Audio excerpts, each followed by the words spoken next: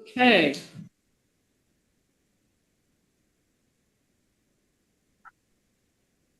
It is 6:30.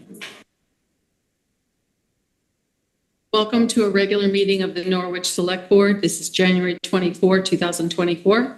My name is Marcia Calloway. I'm currently serving as chair. I'm joined remotely by board members Mary Layton and Pam Smith and town manager Brennan Duffy.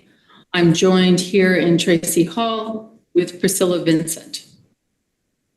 This meeting is being held in a small meeting room and via Zoom with Jam broadcasting on YouTube. The agenda and packet materials were distributed via the Norwich listserv and are also available on the town website under the Select Board tab. Brennan monitors admission to our Zoom platform, and we request that members of the public display their full name for admission, which has helped us eliminate so-called Zoom bombing interruptions of our meetings. If anyone is having difficulty getting into the meeting, please feel free to contact a Select Board member now to let us know. As always, everyone attending or participating in the meeting must focus their remarks, wait their turn to speak after being recognized by the chair, and then speak clearly and loudly so everyone can hear what is being said. People here in Tracy Hall should leave the room if they wish to speak with one another.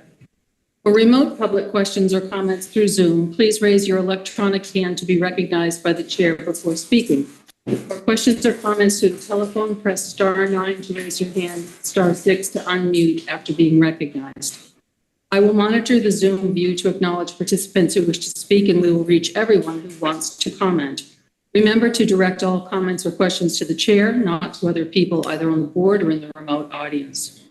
The order of speaking will generally be Select Board members, then members of the public here in the building, and then people participating remotely through Zoom. Consistent with the rules of procedure adopted in March of 23, the chair may suggest commenters conclude remarks within 3 minutes.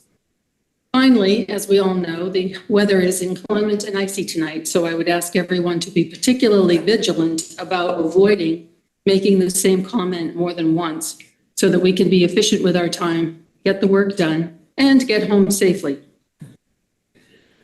The agenda is the first item. Is there a motion to approve the agenda? I move to approve the agenda. Thank you, Priscilla. Do we have a second? I'll second. Second by Mary Layton. Mary, how do you vote? Yes. Pam, how do you vote? Can't hear you, Pam. Muted. I had my hand raised because I wanted to try to add a couple of things to the agenda. Okay, go ahead and tell us what it is that you want. Okay. In our agenda setting email, we were talking about possible discussion of the format for the town manager's report. And I think the third vote in favor of that came after the agenda went to the town manager's office to be distributed.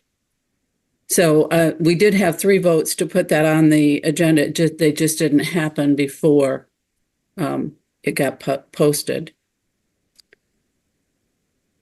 Well, So I think that, yes, that's one. What's the second one? the second one was on January 10. We got an email from the listers asking us to start working on this Norwich-Sharon boundary line dispute. And I'm wondering if we should put that on the agenda to start discussing next steps to get that process rolling. That we have put on the bottom of the agendas. I believe it's still there. We want to hear from the people who want something done. We heard on January 10. The You had an board, email. the board has not received any information. So if the listers are holding information that they've received, then by all means send it, and we should hear from the people, the parties who want something to be done. You did, Marcia. It was a January 10 meeting email from the listers. And at the bottom of Cheryl's email, she says, here's the request from the property owner. And then it's his email to her. So I remember reading it, Pam. So why don't you think that's a request from the homeowner? Because we don't know what the homeowner wants us to do. If the homeowner has given specifics to the listers, I'm not sure why we're not receiving that. And I'm not sure why the homeowner would give it to the listers and not the select board who has to take it forth. So that So you one want we the do- homeowner to write to the select board directly? Is that what you're saying? Yeah. And send whatever they sent to the listers to the select board. I think you're adding a layer of bureaucracy, but I guess that's your prerogative. Thank you for your opinion. Now, back to the first thing. Pam would like to add this item to the agenda. I looked back in time and we had a discussion about this, I think, in January of last year, and there was no official action taken, but I don't remember that any more than that. I think at this point, my inclination would be not to get into that at this meeting, but if people want to put it on a future agenda item, potentially we could do that. I'll listen to the board. In this regard, are you talking about the boundary dispute or the town manager report? Pam would like to have the town manager write a report instead of speaking it. Okay, so that's what we're deciding, okay. Do we want it on this agenda or not? Well, it can't be written, obviously. No, and my concern is that anything that goes into the packet on Thursday is not even a good historical record on the following Wednesday because so much stuff is happening every single day. So it would seem to me that if we want an accurate historical record, then someone could actually either write down what the town manager says and post it afterwards, listening to the tape or something.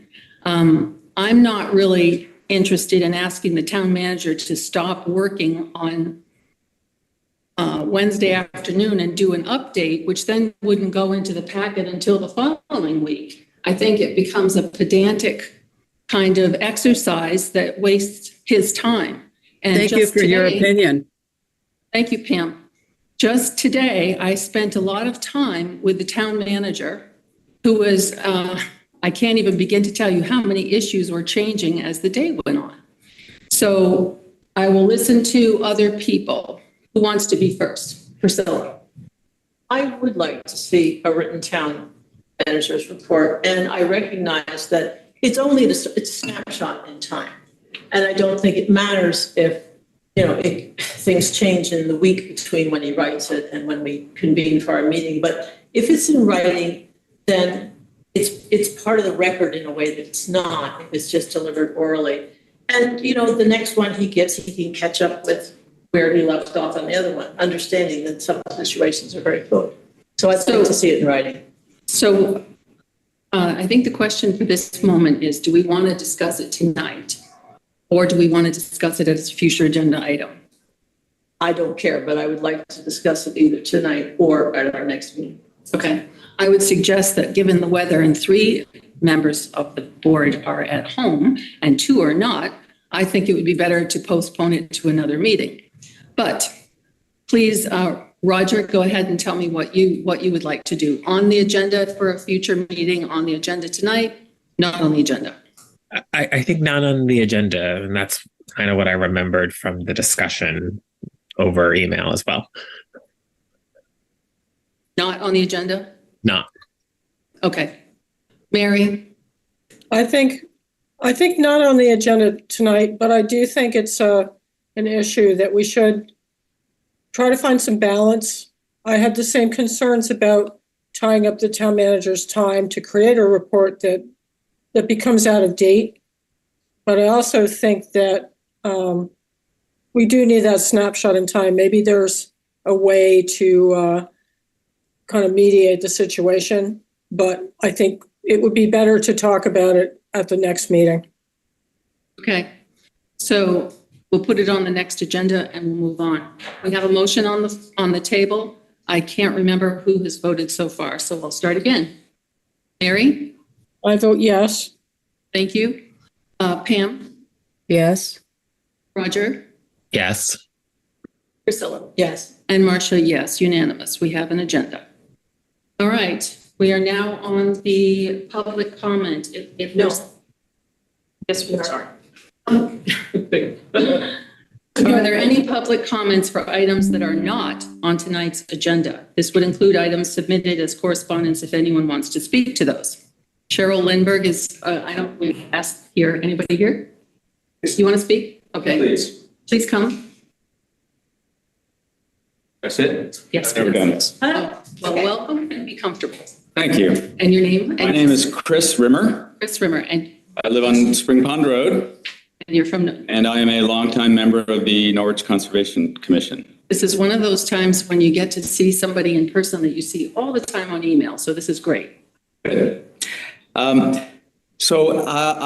have a proposal, the commission, to officially name the nature area, which is adjacent to the Marion Cross School. We submitted a brief proposal last April, never heard back, so we resubmitted it, and I'm here to present it to you. I have a very short letter. It's only 2/3 of a page. I could read it. It would take 2 minutes, probably. Is that what was in the packet? It's in the packet. Yeah, good. Okay, may I read it then? Well, we've all read it. Okay, if everyone's read it, Yeah. then perhaps I don't need to say anything more. Well, I think what we need to do is probably say to the board, it seems like the town owns the land. The Upper Valley Land Trust holds a conservation easement on it. The Conservation Commission represents that they were asked to take over management of it in December of 22, I think, from your letter. But we know that the select board and the school have an agreement to use and maintain part of it. So it's not an agenda item for tonight. So I would ask the board two things. Number one, do you want it on a future agenda? And if so, do you need any information additionally first?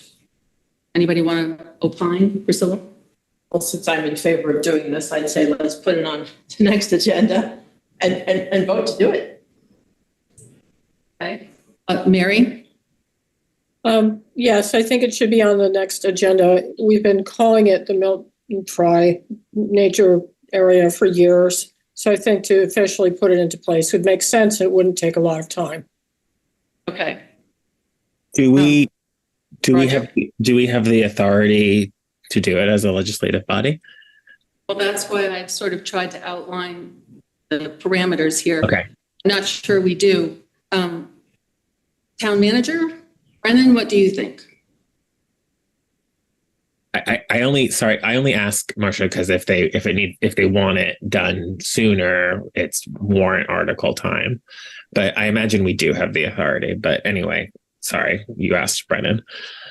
Yeah, Okay. and I don't really have an opinion as to whether we have the authority. I don't know. I would assume if the select board didn't have the authority, I don't know who would. Unless again, it's The voters. voters would have to ratify. So I guess that could be a question that we could refer to council as far as the select board's authority to name a piece of town land, if that's what the question is, Yeah. and have that come back for the next meeting. Well, that would be too late if we needed it for a warrant article. So maybe they could give us a quick read for tomorrow. Tonight, we could draft a quick warrant article so that we're ready. I know they're going to love that request. Yeah, I don't know that that's going to be timely. I think we would need more time than that to get a reasonable amount of time for them to review and respond. Chris, let me ask you this. Is there some urgency? No, there isn't. This parcel, which was, when was it conserved? I'm not sure I have a date on here. Many years ago. It's been unnamed officially ever since. So everybody, as you pointed out, calls it the Milton Fry Nature Area. And Milton Fry would love to have it be named that officially. And it just seems like a very straightforward, logical thing to do. But no, there's no time sensitivity, no urgency. Okay. Well, let's do it this way. Since there's no urgency about it, we could ask council and put it on for the next agenda item. Is that okay, Brennan? Yep, I'll Okay. make a note. Great. Great. Thank you. Thank you all very much. Home safely. We're staying this, and then go home safely. All right. Just a public comment time during the warrant article agenda item. If it's about the article, we're going to be discussing it. So why don't you make your comment now? Okay, sure. And it's quick and not, I haven't said it before. Okay. I was reading the packet and just noticed that there was a matrix that tallied up people who spoke in favor of different things. And so I noticed that that night, about 3/4 of the audience was actually fire department members who chose not to sit here and say the same thing over and over and over again, but they were packing that they were here in representation. So, and there are also members that weren't here. So I just wanted to submit this. It says, "Dear Select Board, we, the 22 members of the Norwich Fire Department, support the request to appropriate $300,000 of surplus to the fire apparatus designated fund. This amount represents a necessary and unique opportunity to reset our apparatus capital savings plan and support us into the next decade. Without this appropriation, it is highly likely our fleet composition will shrink, emergency response capacity will decrease, and taxpayers will pay a higher fire insurance premium." Signed, Buckchild, Linda Cook, Christopher Coughlin, Francesco Dobrinsky, Steve Foltz, Candy Foltz, Eric Freitz, Peter Griggs, Matt Herbert, Alex Hohen, John Kerr, Dan King, Aaron Lamperti, Alex Northern, Peter Horner, Matt Rujansky, Sydney Smith, Chris Schweitzer, Matt Sweat, John Wilkinson, Cody Williams, and Rafi Wolfson. Thank you. All right. Now we're to the Zoom land. Cheryl Lindbergh, your hand is up. Yes, thank you, Marcia. Going back to the request from Tony Adams, in passing along what he asked me to do in an email, I thought I was helping the public do what was asked of me. And if I had heard back just from you that you would prefer him writing to you directly, I would have encouraged him to do that. But I thought I was helping him by sending that message along to you. So I guess it just would have been helpful for me to let him know to do that, and I would have happily exchanged that offer to him. Sorry you didn't hear it. I'm sure I did say it in one of our meetings, but it's, you know, we'll get it taken care of. We just want to hear from him. And I thought we were accomplishing that. So now it's, you know, taking a little bit longer to make it work. He questioned us. We weren't holding any information back as listers. He wrote to us asking what was the item on the select board's agenda with regard to that item about. And I said, well, it's not on the agenda. It's a to-do list when somebody asks for assistance. And he said, well, please consider this email my request for assistance. I remember reading that little string. So if anybody could just write back to me or anybody and just tell us that you would prefer something different, that would be great. And we will happily assist on that. Okay. Once more, I think it's pretty straightforward and simple. If a person wants something from a given body, they just simply need to ask and explain why. So that's kind of across the board. That's all we're looking for, and we'll put it right on the agenda. Okay? Sure. And the second item, I'm just following up on the budget process for the listers. I know that you were looking to town council. It's been a while for that request to have been fulfilled. I'm trying to follow up on what updates are available so we can have any further discussions we need to have. Well, we haven't heard from council yet, so, you know, I Is there can't any- do more. It would be helpful for the listers to get a reach out to the council to, you know, move it along. I don't think so. Brennan? No, I can try to reach out later this week if that would be helpful and just see where that is in their process. Sure, that'd be great. Thank you. Anyone else? Okay, that's the end of our public comment time. It is now time for minutes. We have two sets of minutes, January 10 and January 17, and we can take motions separately and discuss them. Let's start with the 10th, if we please. Is there a motion for the minutes of the 10th?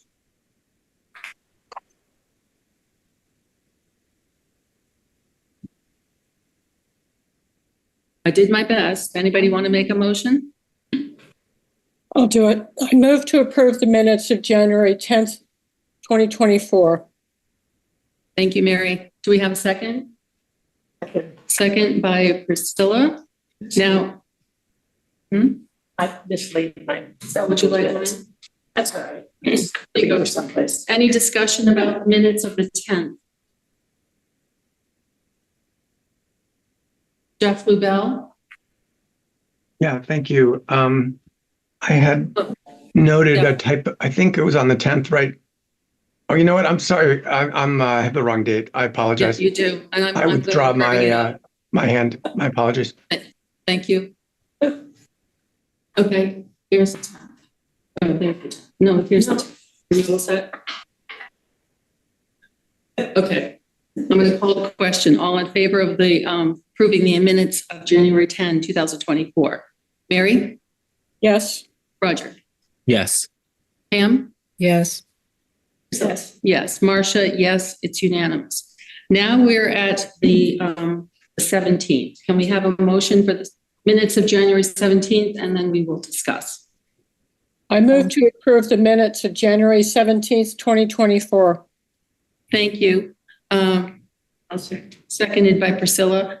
I do have to bring up, as Jeff was trying to do a correction, it was a typo on my part on page 3. The Lubell request for affordable housing support should read $100,000, not $10,000. Oh, a little different. A little different.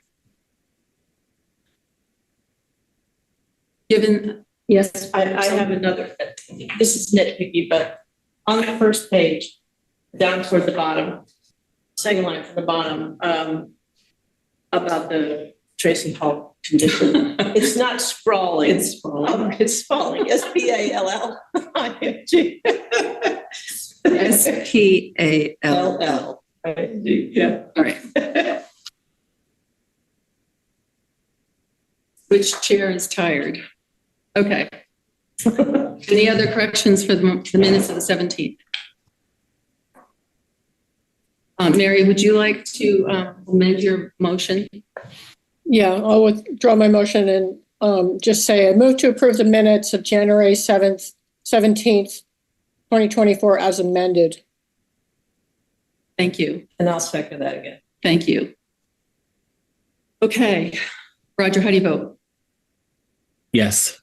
Pam? Yes. Mary? Yes. Priscilla? Yes. Marcia? Yes. Unanimous. Thank you very much. I will send the corrections to Miranda. Oh, thank you very much. Next is the AP warrants. We have 3 warrants tonight. Again, shall we take them in order? The first one is 1093. I move to approve AP warrant number 1093 in the amount of $97,766.62 paid from the general fund. Thank you very much. Do we have a second? Seconded by Priscilla. Any discussion? Call the question. Roger? Yes. Pam? Abstain. Stay. Mary? Yes. Priscilla? Yes. Marcia? Yes. The motion passes with 4. As to the next warrant, it is number 1094. Do we have a motion? I move to approve AP warrant number 1094 in the amount of $2,873.75 paid from the Operational Performance Fund number 51 for the Tracy Hall Improvement Study. Thank you. Do we have a second? Seconded by Priscilla. Any discussion? Call the question then. Roger? Yes. Pam, Yes. Mary, Yes, Priscilla, Yes. Marcia, yes, unanimous. Thank you. The last one is number 1095. Do we have a motion? I move to approve AP warrant number 1095 in the amount of $450.87 paid from the Kids Bridge Fund number 53. Thank you. Do we have a second? Second. Second by Priscilla. Any discussion? Call the question, Roger. Yes. Pam, Yes. Mary, Yes, Priscilla, Yes. Marcia, yes, it's unanimous.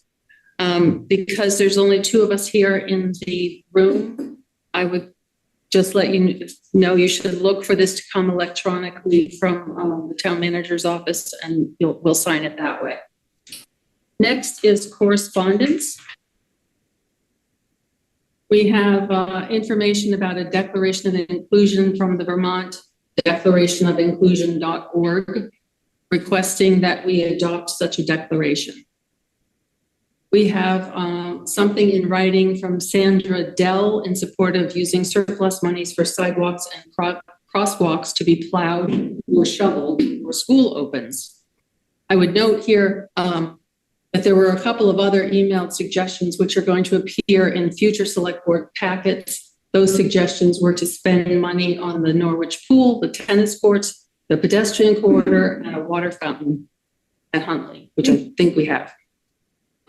As they missed the deadline, however, they're not included in the draft articles that we're going to review tonight under number 7. Chris Rimmer wrote, and he was already here. Linwood Andrews wrote to encourage the select board to take action to reduce carbon with solar and heat pumps, smart growth development, protection of food production capability, and adaptation of town facilities to serve as emergency shelters. Charles, I'm going to do terrible things to this. Brennan,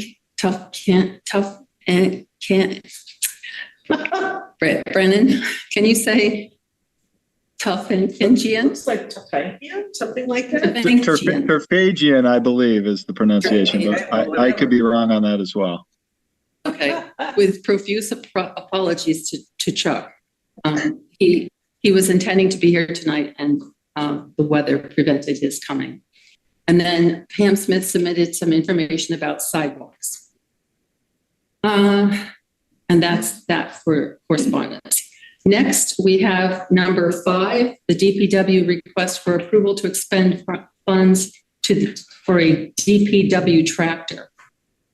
So Brennan, Chris, who would like to speak to this?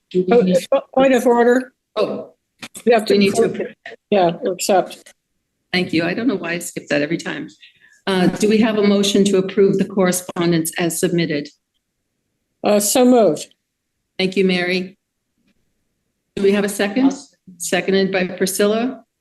Call the question. Roger. Yes. Pam. Yes. Mary. Yes, Priscilla. Yes. Marcia, yes. Unanimous. Thank you very much, and for the reminder. So now we are at the DPW request. Brennan?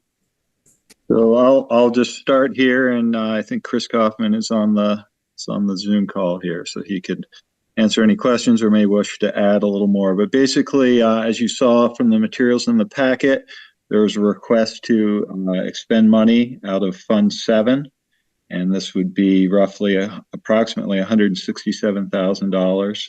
And this would be to purchase a new tractor that would be used at the DPW department. Again, there's quite a bit of information in the memo from Chris, and he has supplied some additional information about the various tractors that are being, or tractor that is being considered. So I will ask Chris if he has anything more to add, or if there are any questions, we could take those. Yeah, I can just jump in here and just to reiterate, this is an addition. This is just a replacement. We're currently replacing a tractor that is over 25 years old, and currently the tractor that we use, we currently have one with a 20-foot boom extension, and we currently have one with a drop down that just does low. areas, and this is the one from 1989. It's currently non-operational, has about $35,000 approximately worth of work that needs to be done on it. So I included that in the estimate here. At this point, it's not drivable, it's not usable, it hasn't been. So I'm looking based on the condition and the year that we currently have, which is a 2009 6415. I'm looking to bring in a new piece of equipment, a tractor with an extended boom on it that will add in and replace the existing 5410. I looked at a couple of different models of John Deere tractors because that's currently the products we use. We use John Deere, so my intention is to stick with a John Deere product, and just for easeability of exchange of parts and ease of servicing and cost savings from utilizing one tractor company. Overall product reliability, and of course the trade-in credit we get for the 5410. I looked at a 6110M and a 6105E. Both of those tractors were driven by John, my foreman, and myself last fall. And I put down the highlights of each. I won't get into that. You can look at that. There's some of the technical highlights from it, but overall, the 6105E is $167,000 versus the $203,000 for the 6110, and I believe the 6105 is the minimum size tractor that you'd want to use for an extended boom mower. And just to let you know, mowing is definitely a concern and continues to be, and we want to make sure that we stay responsive and given our ability to handle the growing season when it comes. So I think that sums it up. So Thank you, Chris. Mm-hmm. Board members, does anyone have a question? Priscilla? First, I want to say thank you for a very well-reasoned and complete set of information. The only little question I have is the price quotes are supposedly expired on January 12th. Is that a problem or not? That's not a problem. I've talked about it with them. There's always these, they usually put them out 30 days, but it takes a while to get them in the packet and the timing of all that. So it should be fine. Yeah. Thank you. Mm-hmm. Roger? Yes, thanks also, Chris. We know through the town of Hartford that they've been testing all of the existing equipment and identifying electric alternatives. Mm-hmm. And so they've looked at this question of this particular tractor, and they have not found an electric alternative. And so I would just say really to Brennan that we need to begin an internal process for doing that work as well, even if it just means asking our colleagues who have perhaps their own sustainable coordinator. But this is an example of how the IREC coordinator could actually be brought into the conversation, and a workflow can be developed around these kinds of questions. So I'm happy to vote yes for this because there hasn't been an electric alternative identified, but I only know that from another town and their work. So that's all. But obviously the proposal was brilliant. It just lacked that component that I think our town wants to see. So that's my only comment. Thanks. Pam? Yeah, I'm looking at the form, and one of the questions is, has this been budgeted for by the select board? And the answer is no. So I'm wondering how that impacts the designated fund request that has come from DPW for this year and future years. How is that going to be worked into the flow? So the capital fund, this was put into the capital fund as a part of the overall capital plan. I had planned on putting this in, but since it hadn't been voted on, it was sort of still out there. So, but in terms of what the fund would do, we have $216,000 in the fund, and this would be approximately $167,000. So there would be obviously money in the fund to do this. And we are also requesting over the next several years some significant funds to help bolster the equipment funds so we could look towards our next purchase, which will be ordering in next November and receiving the following year a new six-wheel Freightliner truck. Thank you. You're welcome. I remember in the past that we had talked about how we might create a sort of a committee for vetting these kinds of things. And that never came to fruition. So it might be something that we could talk about in the future, like the near future, so that we have that sort of component for analysis. All right. So does anyone want to make a motion? Yeah, I'll do it. I move to approve funds not to exceed $167,000 from Highway Equipment Fund number 7 for a new tractor mower. Thank you. Do we have a second? Second by Priscilla. I will ask any further discussion. Where is it being stored? Is it undercover? Good question. Yeah.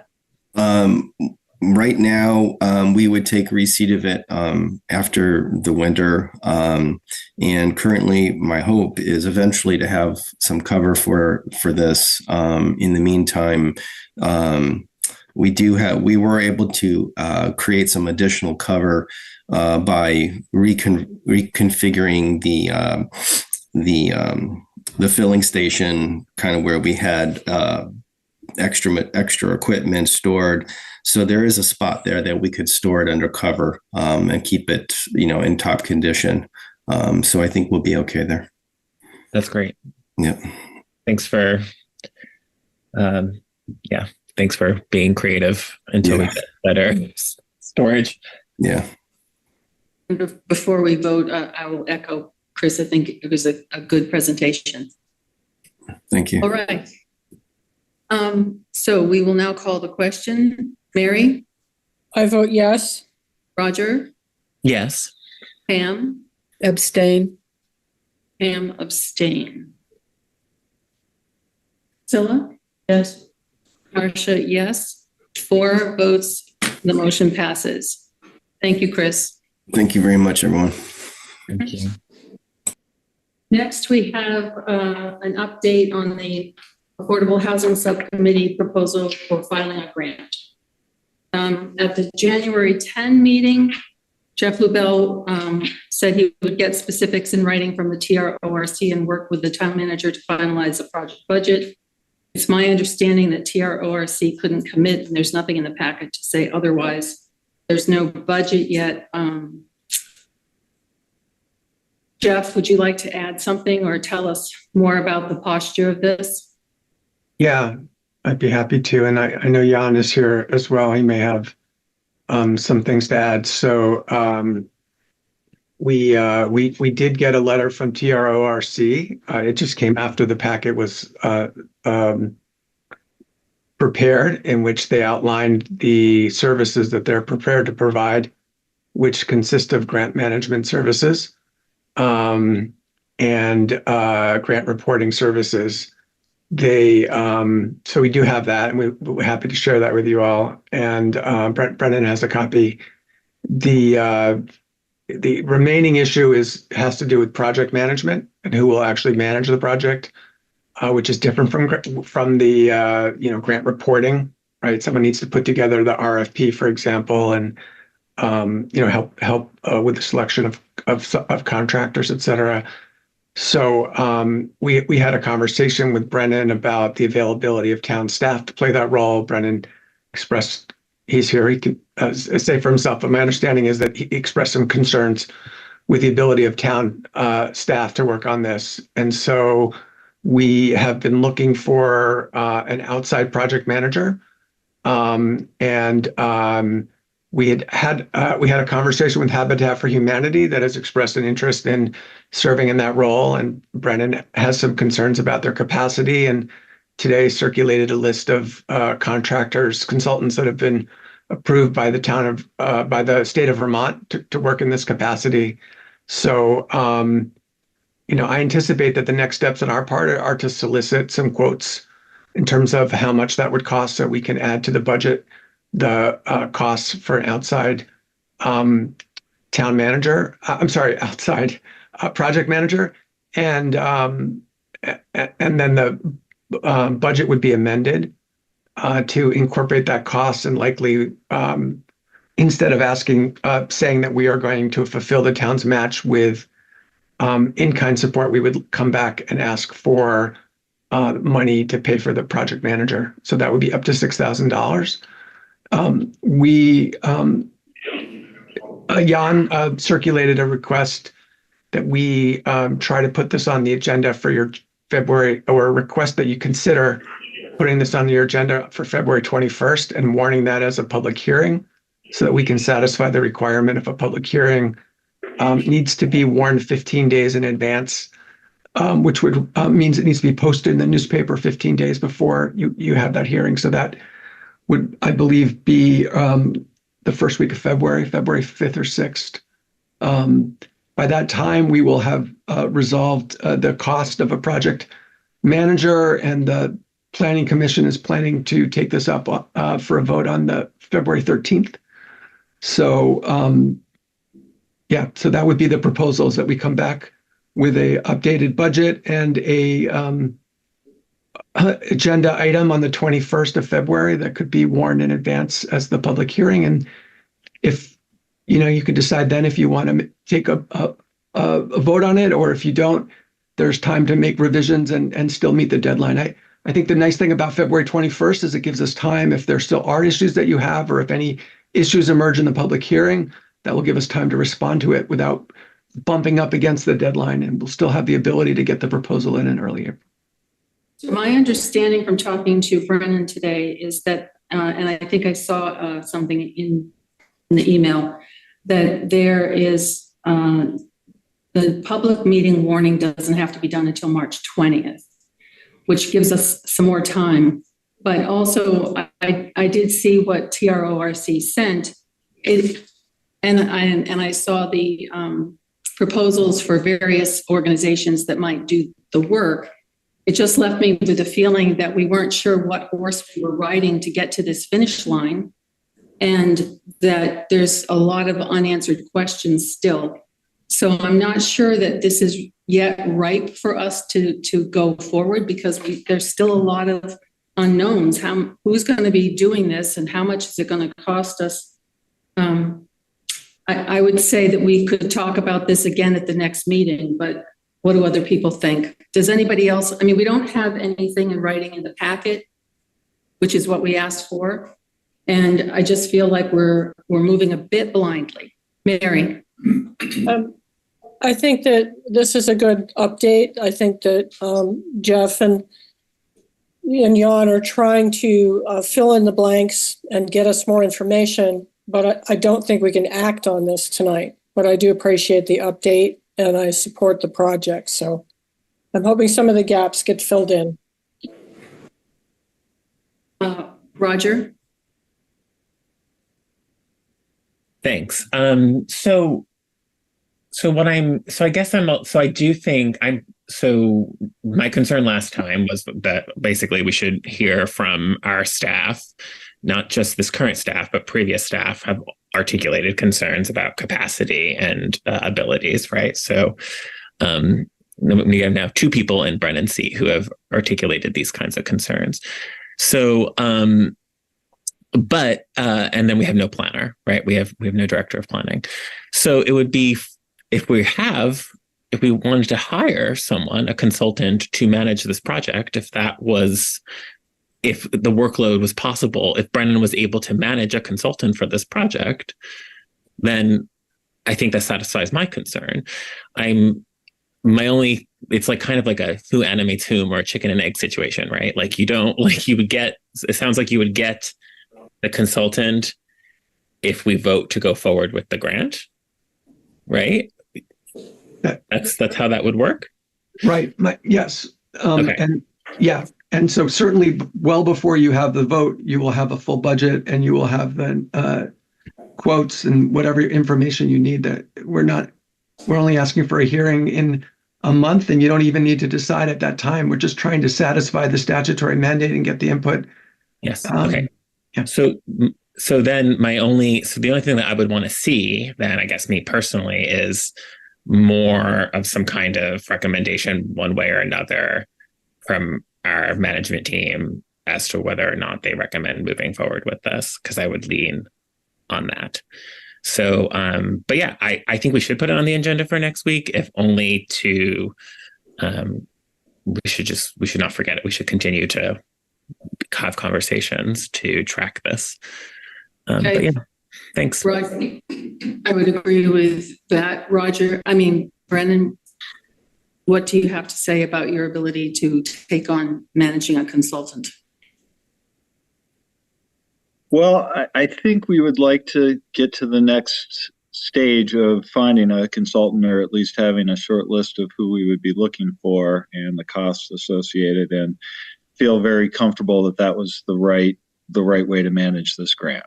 So I think it does make sense to kind of push this out until the next meeting in February, which will give us a couple weeks to talk and figure out what we're going to do here for the administration and for the project management.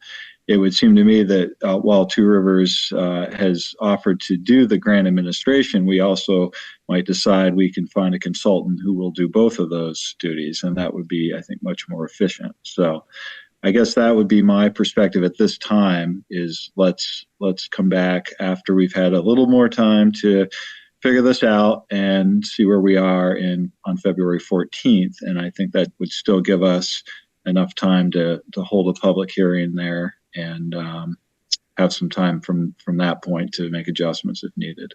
And if I just Roger? if I may, okay. And just quickly, then I guess a related question would be, how important is contracted services for planning work also needed, right? Like, I think that's like a bigger question. So you don't have to answer it right now, but thinking about, getting a project manager who has a planning background for this project would make sense, but like there's a couple projects where we need a planner for. So thinking sort of in the, I'm sure you already have thought of that. So anyways, a future agenda item for sure, but perhaps like a broader conversation about that planner role can be a part of that discussion. And I'll stop. Thanks. Okay. Priscilla, do you have anything to add? It feels as though we're going around in circles over the same ground, but maybe I just don't understand the grant process. If all Jeff is asking for is a hearing, that, I guess. But Well, the hearing, they're asking us to kind of give our blessing for it. And some of us are saying we want some more information before we give a blessing. yeah, I'm concerned about the administration and the costs. Okay. Pam, do you want to opine before we go to the other people? No, I'm happy with what I've heard. All right. Jan, you've had your hand up for a while. Yeah, just to reiterate what Jeff said, but also I would second what Priscilla just said. This is a pretty straightforward thing. We're talking about, project management, grant management to the tune of about $6,000 for a $60,000 project. I really think that we can move forward. We're not even proposing you don't have to give it a blessing on February 21st. You can do a public hearing and you don't have to decide in that meeting. It is really to get any comments from the public that are going to get into the mix, get it in sooner than later. We have multiple options. Brendan just put several more names on the table for contractors. Once you start talking about managing a contractor for a $6,000 thing, I really think we're getting down to workable amounts of activity. So I would urge us to just move forward and have the hearing, and then decide on we'll know the specifics by then. Thank you. Okay. Pam, you changed your mind? I did. I keep hearing the date February 21st, which is not one of our regular meeting nights. So are we talking about a special meeting just for this public hearing? No, they're talking about February 21st is one of their deadlines, but their deadline is actually not till March 20th. I'm sorry. I thought that was one of your regular meeting times. Are you not scheduled to meet on February 21st? 14 and 28. 24. Okay, I think we meant, I think I misspoke. I think we meant the 28th. Right, yeah. So I apologize for the confusion, but your next meeting you're meeting on the 14th and the 28th, is that right? Correct. Yes. Okay, somehow I thought it was every 2 weeks, but. We're talking 28th then. No, Yeah, and time out. Sorry. What we're talking about, the board has come up with is 3 members at least have said, put it on the next meeting date to just keep this moving in terms of updates. And hopefully by then we'll have more information. And that would be February 14th. May I speak? Mary.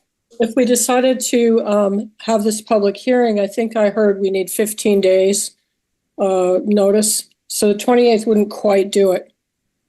That was why we were requesting, Mary, that you go ahead and notice it in time for the 28th, knowing that it doesn't mean you're endorsing it. It doesn't mean that the proposal doesn't have to be final for the hearing. It just is an opportunity to get the public's input. And it seems like it's a great opportunity to get the public's input rather than waiting until the absolute last possible moment when there could be some wrench, someone could have an idea for changing something. So we're not asking for endorsement. We're just asking for it to be on the agenda on the 28th and to warn that as a public hearing. And why couldn't we have it on the agenda for the 14th?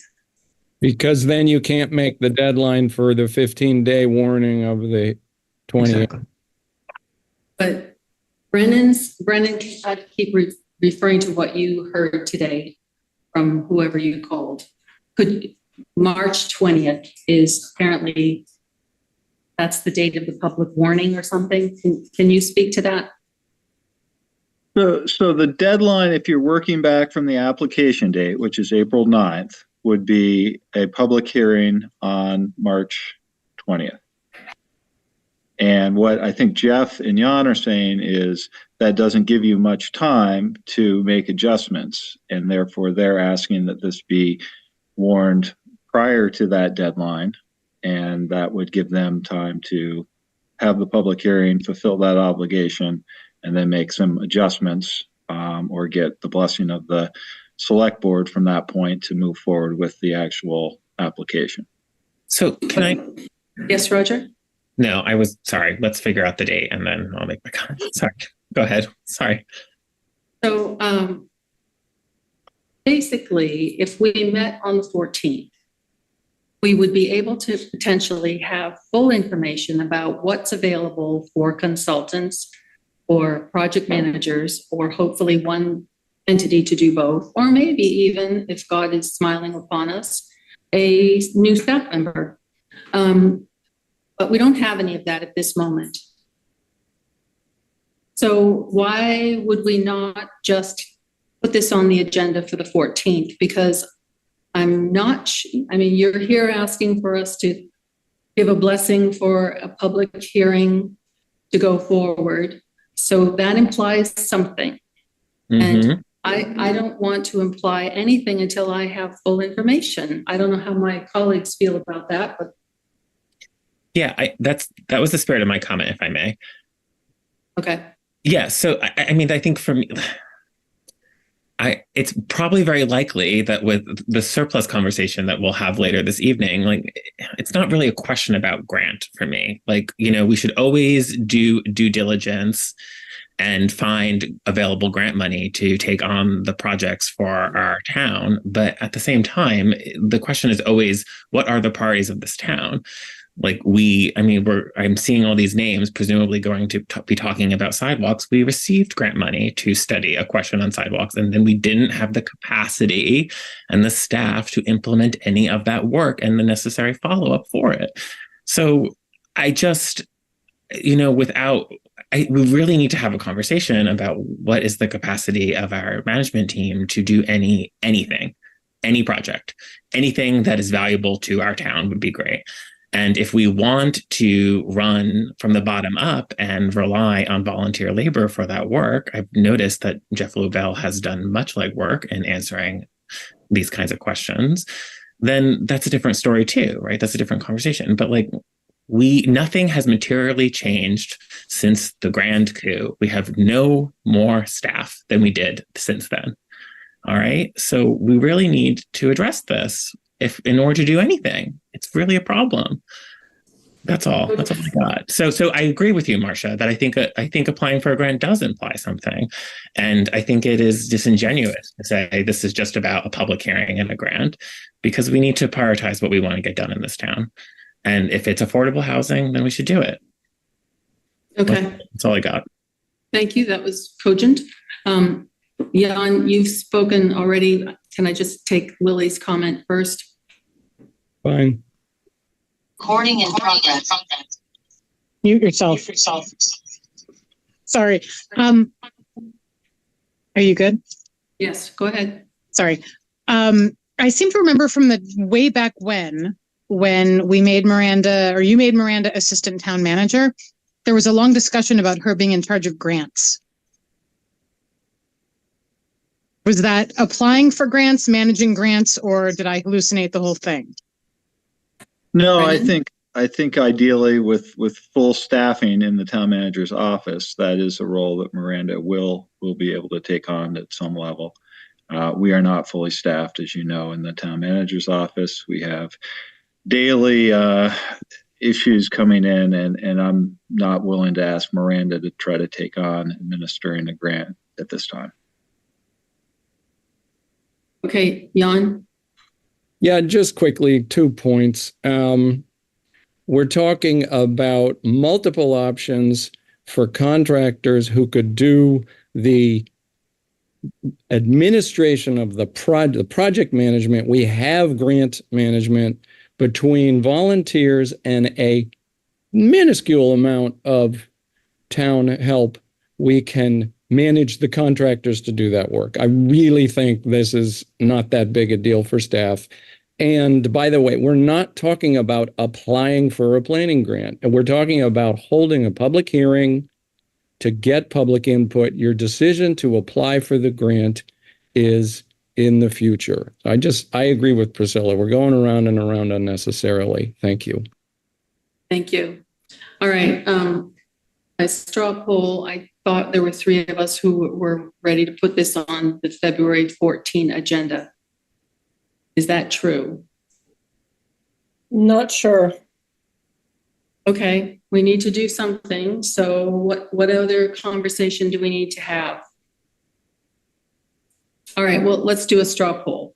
I guess the question is, who wants to give a blessing for them to go forward with a public hearing at this stage versus who wants to wait until February 14th to get more information, which seems to be implied is on the tip of everybody's tongue, that we are very close to that. So, Roger, I hear you saying wait to the 14th. Mm-hmm. All right. Yes. Priscilla, thank you. Priscilla? I'd like to wait till the 14th. Hopefully some more of these questions will be answered. But I mean, again, we're just being asked to warn the hearing, notice the hearing. Okay. Mary, or do you want to be last? No, I'll go. I could see the 14th would give us a little more time to have these questions answered, which would be helpful, I think, before there is a public hearing. I'm thinking the public hearing will go into March. town meeting's the 5th, so it's organizational meeting, possibly a new board. So the 13th or the 20th for the meeting, the 20th being the public hearing, the 20th being the last possible date, according to Brennan. So we just have to stay on top of it as far as scheduling that public hearing if we don't do it on the 28th. And if we don't decide tonight, we can't. So I'm going to throw in my lot with more information on the 14th. But I do think if we're going to do this, we have to stay on top of it, or whoever the next board will have to stay on top of it. I agree. Pam? Well, I think if we get enough information that can go into the next packet, then we should put it on the agenda for the 14th.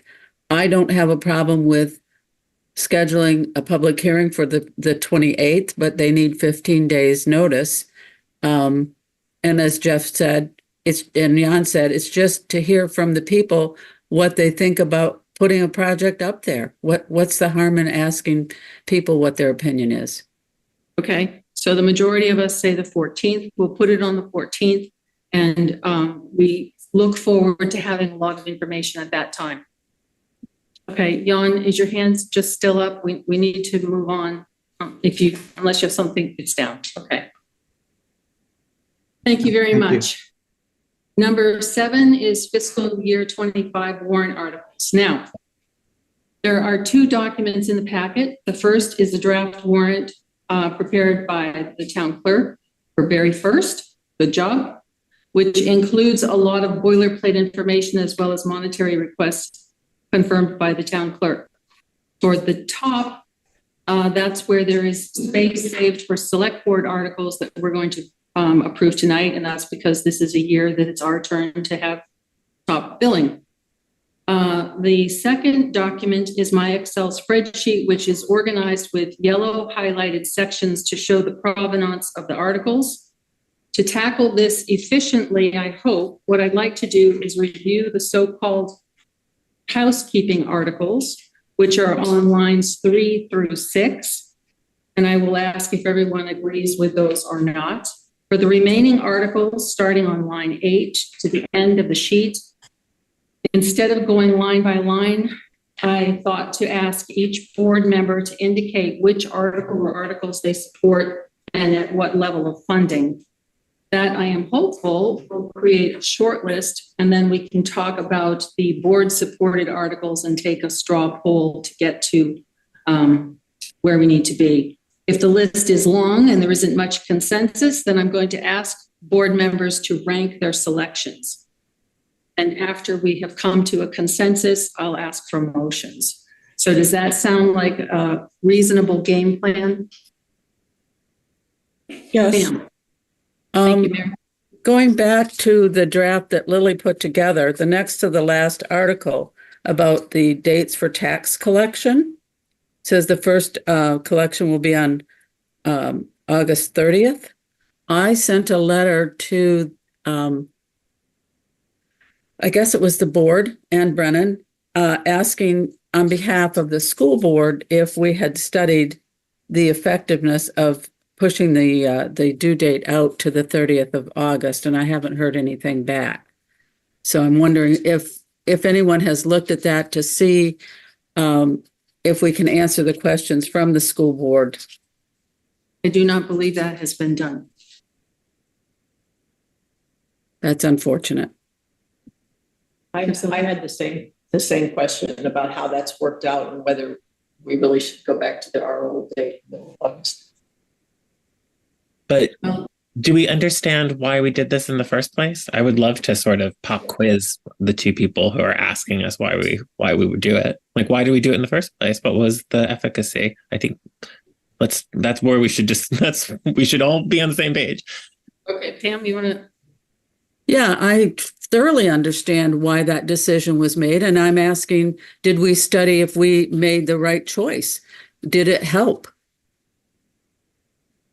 You know, did we just push it out and we have no idea if there were people who were impacted or not impacted? My understanding was that I had asked if we would do this, if we had, because this went over a period of time. and we had I'm trying to remember exactly, but of course, we all know we lost a town manager. We found an interim town manager. During all of that period, I think, this was sort of discussed at various times, but we were in the process of not having a permanent finance director, and there was a lot of cleanup that was going on in the finance office, and I don't think that there was the bandwidth to do this. I also was never informed that there were any concerns expressed, and I think I would have heard them, but I don't know that. Priscilla. I do remember concerns being expressed by the treasurer for Dresden School District, and also After the change or before the change? While it was being discussed. Right. Is this going to be a cash flow problem for Dresden? And I don't know whether it was or not. No, I never heard that either. I just don't know. Right. Roger, your turn. I mean, talk about talking in circles. This is actually talking in circles. So I think there's two things that we might need to know to get to the spirit of Pam's question that she's relaying from the school board, which is, when does the remittance from the state happen? I don't ever think that it is the same day, but it comes in two batches, right? And so what you're trying to avoid is when someone overpays, right? When they overpay, if they pay the same as last year and their tax bill has changed, you're trying to avoid, for good best practices that I understand, crediting or reimbursing, because in the town there was a long history of wanting that reimbursement rather than that credit. And so what we could find out potentially is, when does the remittances come from the state for it? And ours, when we had looked at it, was historically much earlier than other towns who did that, presumably because we were basing it on ours was much earlier than the other communities. I'm like losing my plot. So that's why we moved it. And in the end, it was 2 weeks. And I think my cynical comment was, if a major organization like the school can't balance their books for 2 extra weeks in order to align with the possible remittances from the state, then I don't know. I think this worked better for the town. And as we talk about this, I do remember reaching out to the school, to Jamie, I think, and also to Mr. Candon, and nothing was ever set up for a meeting. So my impression was, and I believe somebody said, it seemed to be working. So if it hasn't worked, I think, again, we need to hear from them, right, telling us that it hasn't worked. But we are now on the eve of these articles are due tomorrow. So I don't know that we can do anything tonight. Pam? Well, I sent the request for information 2-3 weeks ago. So it's not like we're just learning tonight that the school had some questions. And one of the questions was, how late do these remittances come from the state, so that we have some feel for whether we need to keep the state further out or not. If the remittance comes in early August, then why would we hold it open till the 30th? So those were the questions that came from the school board. I relayed them. And as you said, there's been no effort to come up with any answers. But as far as this date last year, we did have a permanent finance director and a permanent town manager on staff, and a finance assistant on staff. So it's not like we were understaffed and in transition at that point. If I may, I mean, it seems like I think there's a desire I've heard, but again, to Marcia's point, not an official request that I have seen anyway, which means nothing, about a payment schedule, right? I think there was a desire for regularized payments, which may or may not be related to the question of the tax date. Because you can collect it, but then if you cut the check to them, too late. So I think if there's a desire to like institutionalize from like say a superintendent or a business manager to a town manager, then I can't imagine our town manager wouldn't welcome a formal letter asking for that. Otherwise, I mean, I can't believe boards are talking about this. Yeah, I mean, it would seem to me that Jamie knows the finance office and can ask them rather than, a liaison. So, board members, do you think that we need to do anything about this? It's, I'm unaware of any problems with Norwich citizens. Maybe I just haven't heard about it. And I haven't heard anything from the school that they wanted us to change anything, nor would I think I should. I would think it would go to the finance office or the town manager. So board members, do you want to do anything with Pam's concern, or do we want to get on with the articles that we have? Pam, did you have one more comment? I did. As far as the SAU finance office, they had gone through quite a transition over there with the loss of one of their key people and getting somebody in and getting them trained. And Jamie said at one of our meetings that she was using Hanover money to cover if they ran short. So, I think that's not a great look for Norwich that they have to borrow from Hanover in order to cover Norwich's bills. But I would hope that if we go through with this for the 30th of 2024, that we make an effort to study this for the last 2 years to see if this state is in fact working and doing what was intended, or if we can move it a little bit earlier in the month like we used to. Well, I thought we were doing this to help the people in town. That's correct. Right. And my question is, did we actually help people in town? Well, I don't know that I haven't heard that people said the opposite. But anyway, Cheryl, you have a comment?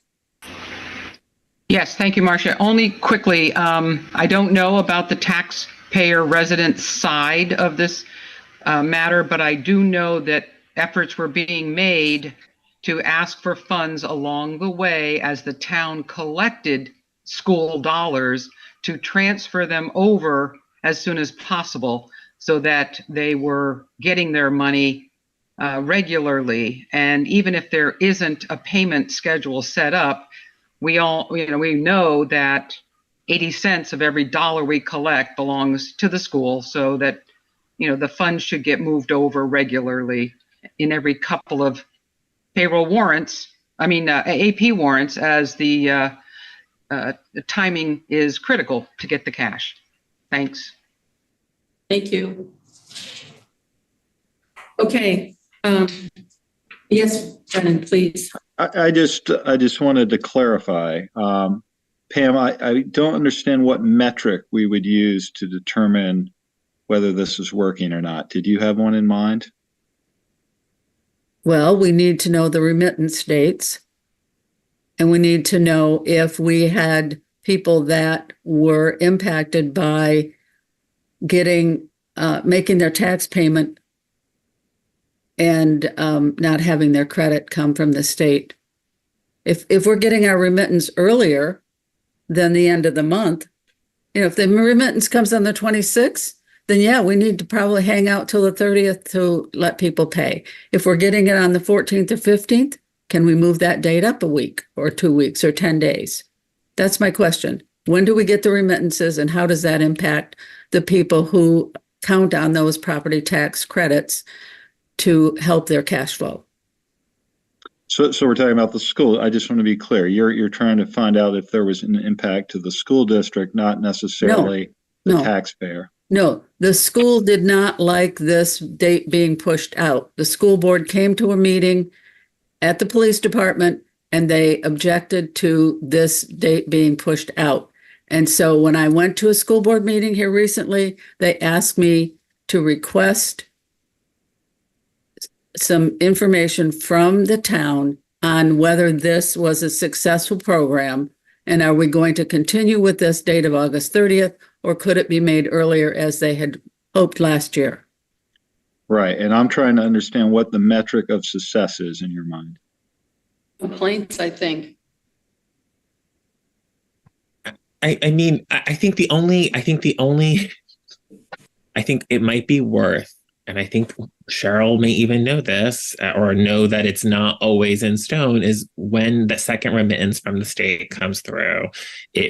I think it, like, technically, to be really sure, I think it should be a September date from what I understood from the conversations.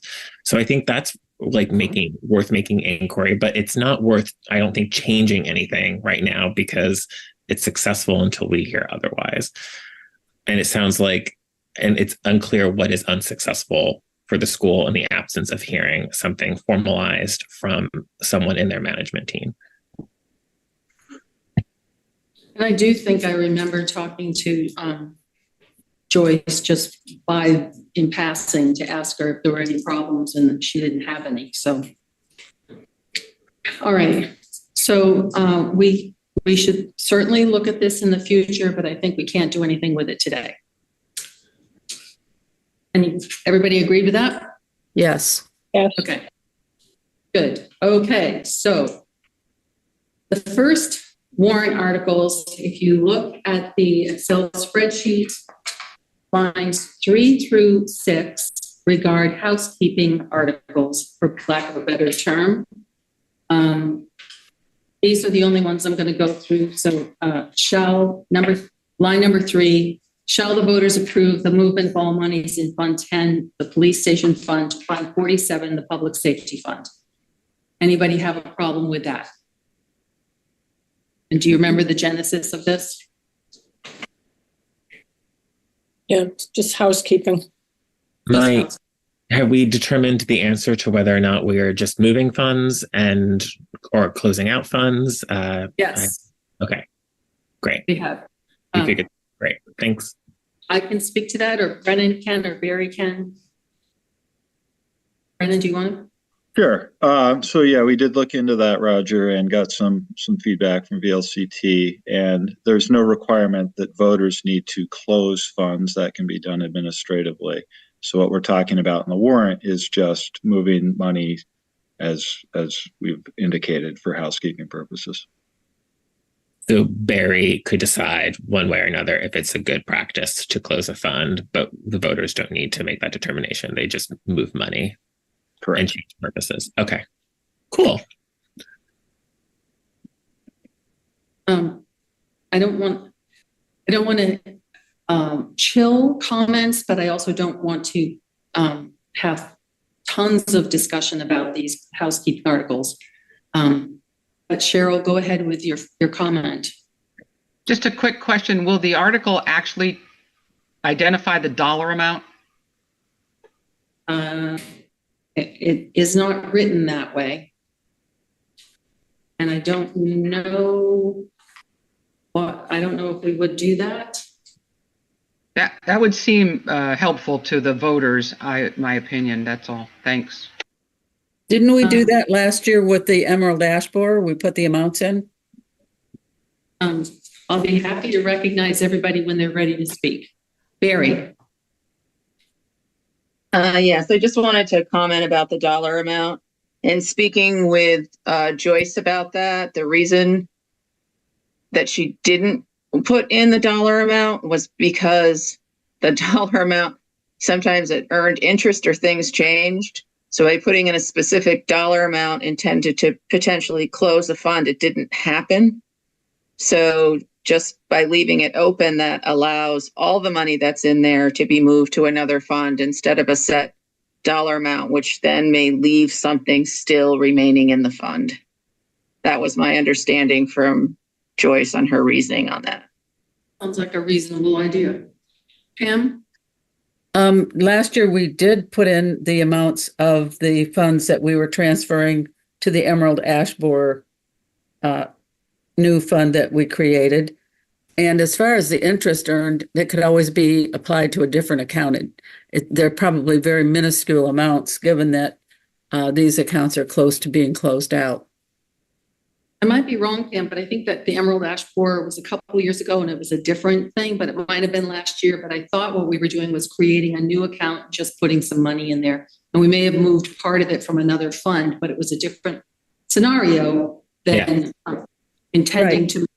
With Article 13, shall the voters approve the transfer of $1,297.76 from the Recreation Pool Fund to the Emerald Ash Borer Fund? Then the next one is taking $546.59 from the Long-Term Facility Fund to the Emerald Ash Borer Fund. But So they were there.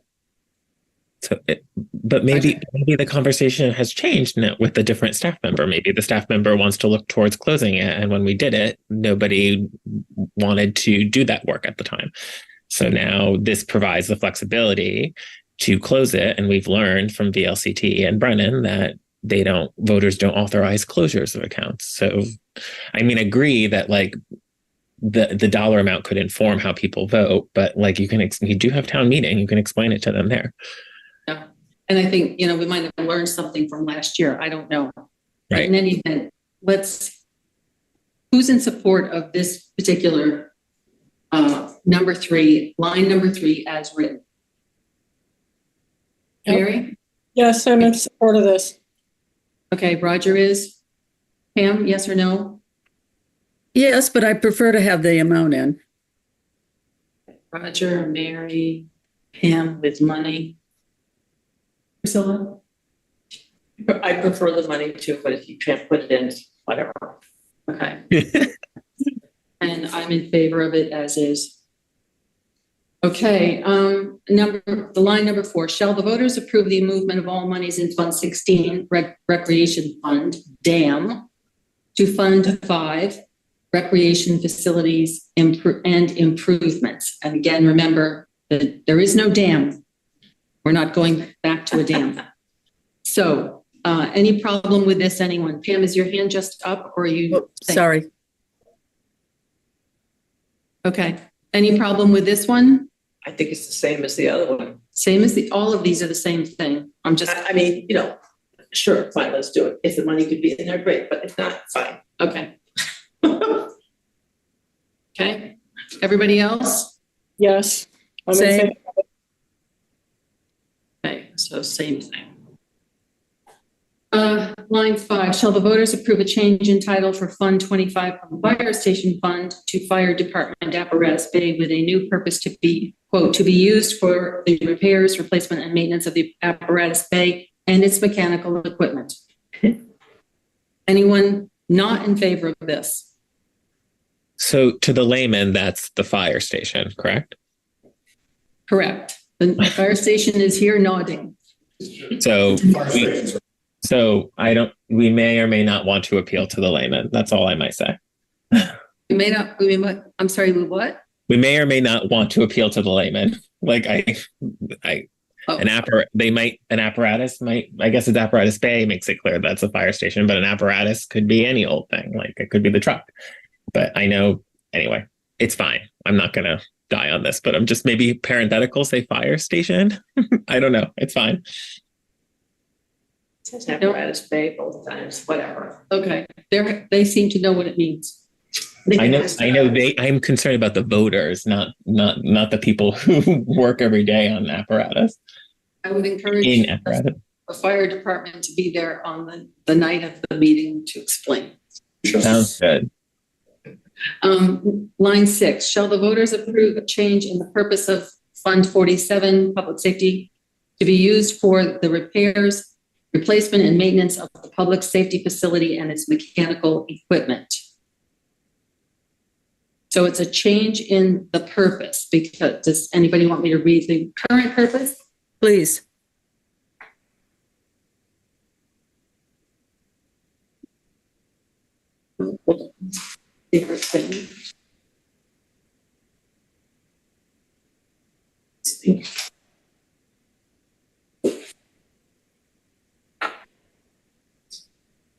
Just so you know, it is raining, and I hope it's not freezing rain for those who have to drive. It is freezing rain.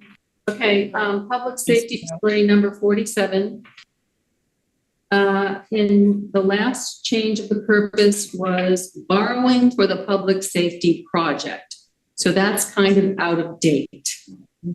Okay. That's the genesis of this particular change. Is everybody okay with that? Yep. Yes. Okay, good. Okay, so that's yes on those. Now we get to the fun bit.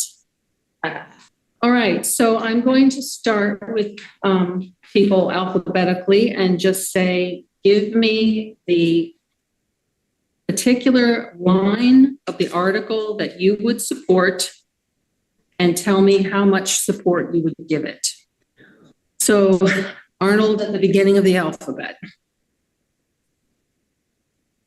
So my only question about these articles is, do they all add up to what we have to spend? No, they add up to 1.38 or something. So you have to, this is a menu. Imagine you've gone to a restaurant and these are the things that you can choose. So you have to choose which ones you want, and you can actually say what you want to pay for them. Okay. I always get my partner second choice, so this is not good for me. Okay, so we have more. There's more proposed than the money that we have. Is that right? Is that basically what I'm hearing? That's right. That's why you had that sort of like proposal, that template. Well, if you, I mean, I'm C. I can go first. You want to go first. Do you want me to do it? Sort of. Okay. Yes, model it for us. Model how to do it. Okay, so I would do line 8, which is the pedestrian safety fund at $10,000 as requested. The culvert fund, line 9 at $150,000 as requested. The fire apparatus fund, line 11 at $300,000 as requested. The highway garage, line 12 at $200,000 as requested. Line 13, Tracy Hall, I would support that, but I would say $250,000. And the reason is I think we're going to have to do a bond anyway because everything is going to be so expensive. Right. And then line 17, the sidewalk fund, I would support that for $90,000, and that totals $1 million. So the sidewalk fund we established was for existing sidewalks? Yes, the existing sidewalk fund exists and has money in it, around $100,000. Like $106,500. What? $106,500 change. And so what this article says is, shall the voters approve the use of X amount of dollars? I'm saying 90,000 of the current surplus to fund Sidewalk Fund 27 for use toward the creation of a pedestrian corridor from Heritage Lane to the Barrett Memorial Park and from Huntley Street to Moore Lane.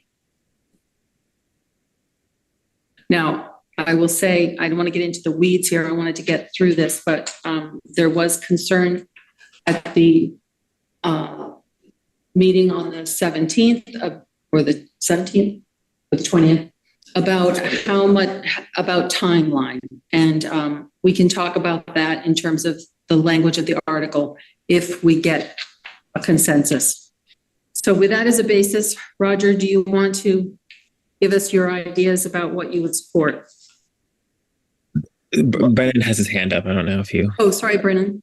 That's okay. I just wanted to clarify because I think, at least my understanding was that the public safety fund and the culverts were not coming out of surplus, that those were standing alone as going to be coming from the tax base. That's 8 and 9, correct? Brennan? Yeah. That's what I thought. You're right, a new fund. So I get... So you have more money. I have $160,000 more. That's great. All right. Now I have to think some more. So, right, Roger? But you don't have to think too much if you just if we take the recommendation for Tracy Hall, is that right? Of 500? Well, 250, and I've got an extra 160, so that would make it 410. So I would say increase it back to Tracy Hall for 500. I still think we need to bond, as you were saying, even after that, but hopefully for a lower rate. And then the other thing that I would just advocate for is, and this is really a question for Brennan, is around generators. I think we could probably justify if a generator is needed for Tracy Hall, it can come from a Tracy Hall fund. But is there any other building that is in need of some kind of emergency management type stuff? We're all fine with generators? As far as I know, we are all fine with generators at the moment. That's Good. Ow. Well, if we're fine with anything, I think it's good. Okay. We got a new generator for the DPW facility. Oh, right. We did buy that. Okay. Public safety building has fairly new modern generators. I haven't heard any concern about Tracy Hall for generators. I think that would be our. And then DPW has one, because I thought, didn't they switch one and like the power was not correct? No, we took care of that last year. We did. Okay. All right. So you have 500,000 to spend.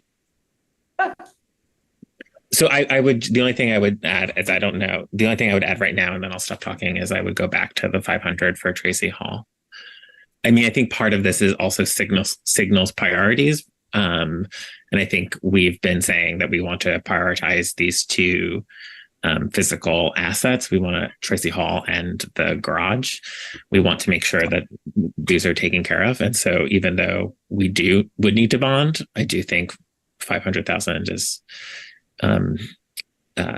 would be useful for bonding, and also signals that this is an important priority for our community right now. Okay, that's good, but we have $1 million that we have to allocate. So Roger, where would you put the other 500,000? You'll have to circle back to me. I mean, okay, Mary. I just my idea is just for 11, 12, and 13. I think the fire apparatus is very important. I'd go the 300,000 there. The highway garage is going to need an infusion. I'd keep these larger amounts in place. The 300,000 for the fire, 200,000 for the highway garage, and 500,000 for Tracy Hall. Just because it gives all of these areas a significant boost. Okay. So I wonder if we all agree on that, and then maybe we could get in the same total, so that way from there. No, that's $1 million. that's $1 million right there. Okay. All right, Smith is next. Okay. As you know, I sent everyone an email questioning whether we should be setting aside $100,000 for police equipment. I don't think that's appropriate to do. I think we're not following procedures correctly. Yeah. So I would say that we have 1.1 million to spend. And so I will tell you how I would spend at 1.1. Yeah, I just have to say, remember that the email that you sent shouldn't have been sent, because we were going to be discussing that. It wasn't about agenda items. So let's try and remember that procedure in the future. It is about an agenda item. It's about the warrant articles and how much money we have to spend. Pam, do you understand that you can't discuss things before we get into the meeting? That's the point. It's not a discussion.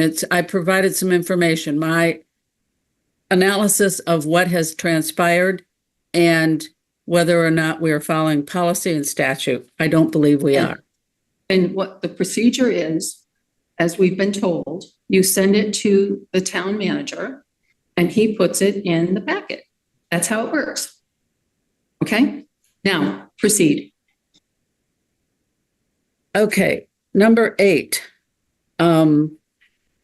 We had asked, or I had asked at an earlier meeting whether the DPW understood the amount of bureaucracy that they would be adding to this kind of work. I see that there's a check on the current AP warrant for $900 to Mission Brothers tree surgeons. And if we create that fund, then they would have to come to the select board every time they wanted to take a tree down or repair a guardrail or whatever. And so I would say 0 on that. I don't think that's a good way to get that kind of work done. So before we move on from that, because these were to be new articles, not to come from surplus, let me hear from others what they want to do on lines 8. Well, we'll do 8 and then we'll do 9. So Priscilla, what do you want to do with 8? Do you think it should be a fund or not? No, I think it should just be incorporated into the DPW's budget. That would mean we'd have to adjust the budget. Well, okay, well, it's fine, but something like that should come out of their budget, and if it's not in there now, then next year. So Pam, no. Priscilla, no. Priscilla, no. Mary. I'll get you, Roger. I think keep it in, recommended by Chris. I think there's a good purpose to it. Okay, so Mary's yes. Roger? So I'm so sorry. Can you help me get oriented in the packet a little bit? I'm sorry. Going off of memory more than I want to. So line 7 says previously discussed new fund articles suggested by DPW and Joyce. And this was basically asking the voters, do you want to vote to set up a new fund and vote new money for it? Right. Okay. So you're looking at 8 now. Yes. So I noticed then that the language has changed since I last looked at it, right? There's not any examples on it. To ask so for therefore fiscal year I'm fine. 25, and we don't need to say fiscal year 25. Well, it was just that I remember this fund had like such as, and then they listed like some things, and then I think that's what Pam is speaking to. She's saying, well, if that fund is still that such as, I say no. And I'm saying, well, the fund isn't the such as anymore because it's not there on the page. So I'm okay with it. That's right. So yes, thank you for your orientation. That's right. We discussed that with Chris, and he was fine with changing it so it's more broad. Okay. What do you think, Marcia? I think yes. Okay. Roger, what do you think? I mean, the only thing I would say is Roadway and Pedestrian Safety Fund as a title is misleading, but it does go on to discuss. I mean, I think it should be made clear that this is not necessarily. This is not a good example, but it's not like cones for getting like children across the street. Let's say this is maybe painting something like, so I think the title could be on its face could be confused more broadly because it's really more about like clearing a sight line or a guardrail and not anyway, I'm not I think you know what I mean. Does anyone know what I'm saying?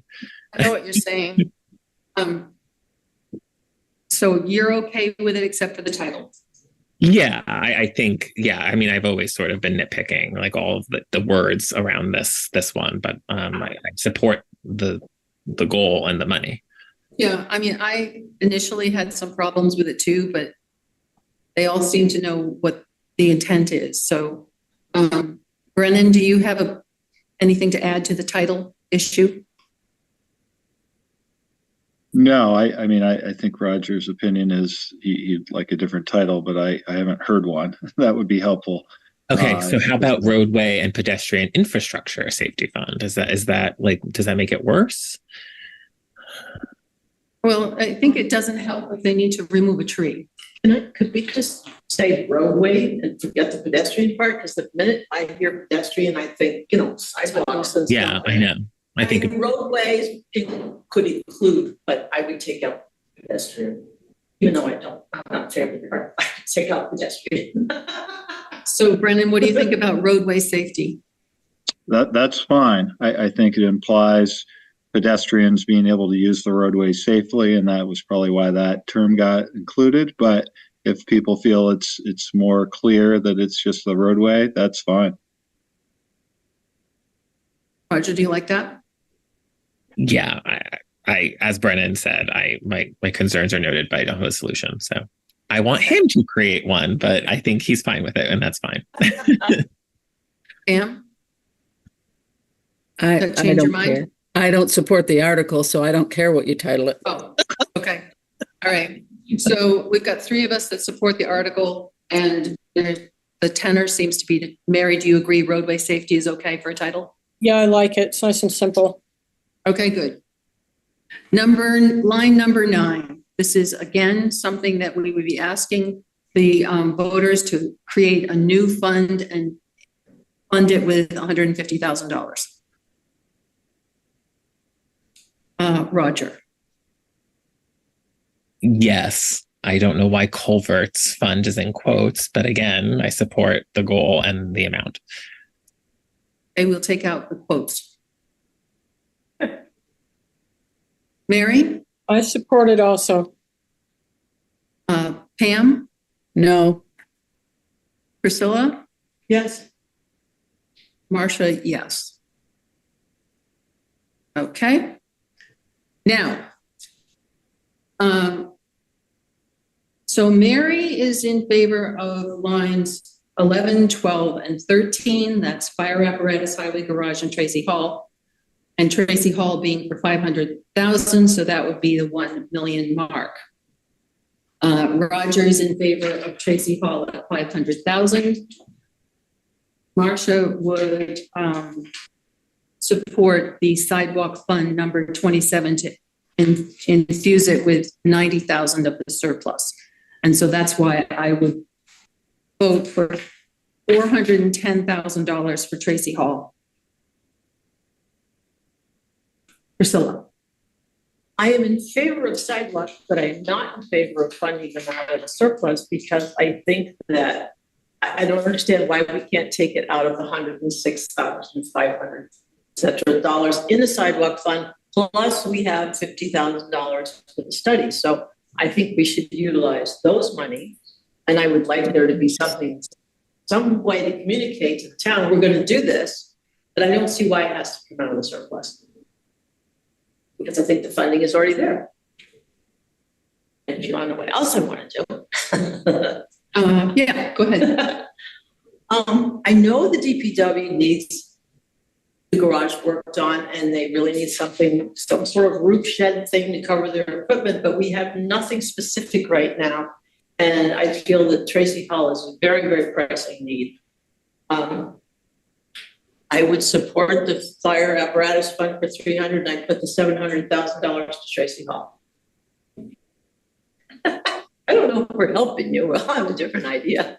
I'm just the note taker. So you said 300,000. Okay. All right. I want the notes to reflect I am in favor of the sidewalk project, but funded from the other funds. Yep. Okay. All right, Mary. I'm sticking to my original idea. Sorry. Okay. Pam. Yeah, I kind of got cut off because we backtracked to 8 and 9. Well, I would love to support the fire department and the DPW for their requests. I think those are funds that we should put toward Tracy Hall. And if we had to borrow for fire equipment in order to keep our fleet in the manner that they would like to keep it, I would be more inclined to borrow for fire equipment. DPW, we put some money into the garage back in 2018 when we borrowed money to build the public safety facility. So I'm not sure why we need to put more money in there now, but like Priscilla, until we have more of a plan, we haven't even had an architect go in there and do any study. We do have an architect working on Tracy Hall. So So wait a minute. I'm Pam, are not you done, saying Roger. 1 million for Tracy Hall? 1,100,000 for Tracy Hall. We'll get into the 100,000 in a minute, but for now, Pam says 1 million anyway in Tracy Hall. So can I ask? Roger. And on the topic of the sidewalk fund, I agree with Priscilla there. we've never made a plan for using that money. We keep putting money into the sidewalk fund with no plan. And so I would say, let's do the study and see what it will cost. And maybe in next year's budget discussion, we can talk about making an appropriation for this. I very much support the walking corridors. It's just that I don't think that we should take money out of the surplus to fund that at this time. I think it's just not ripe. So Hey, Roger. a technical question. So I'm very sorry. So if we fund all the select board suggested use of surplus as they are written here, so Fund 6, Fire Apparatus, Fund 8, Highway Garage, Fund 13, Tracy Hall Fund, then we've reached our surplus amount, right? Yes. Yep, Okay, yes.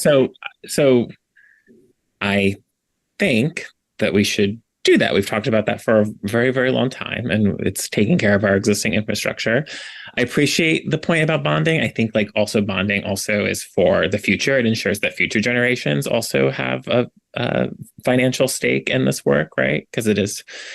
But I would also say that the appetite for taking on debt will decrease as in the next 5 years as we see our taxes rise from other pressures, right? And so I think we need to make the pot as generous as we can because this is infrastructure that we have and that we need to take care of. That being said, I think there is a sidewalk inventory, and if we want to take care of our existing sidewalks, because that's also existing, then I would support money. I would support $90,000 to a sidewalk fund, but not for the stated purpose as written in 27, because as everyone is saying, there's a desire to do more data gathering. But as I said about the Affordable Housing Initiative, we still don't have any new staff since these initiatives were proposed. So, Roger, I'm confused. How would you support? So basically I support the select board suggested use of surplus, but in an effort but if people want to have more conversations about pedestrian safety, and a lot of the sidewalk comments that we got were also about the maintenance and condition of the current sidewalks, right? So in the interest, I would take your idea for 90,000 and put it in Fund 27, but not for the stated purpose of this loop, because I think that would show that we are continuing to address pedestrian safety. I don't think it requires too much study to know that they are all in need of repair, and it would continue to make an investment. And if we want to study this loop question, then we should do so. But we should do so. Yeah, so I agree with Priscilla and Pam on that. And so do what's as written, but if we want to do something with the sidewalks at $90,000, put it in Fund 27. Does that help? Is that clear?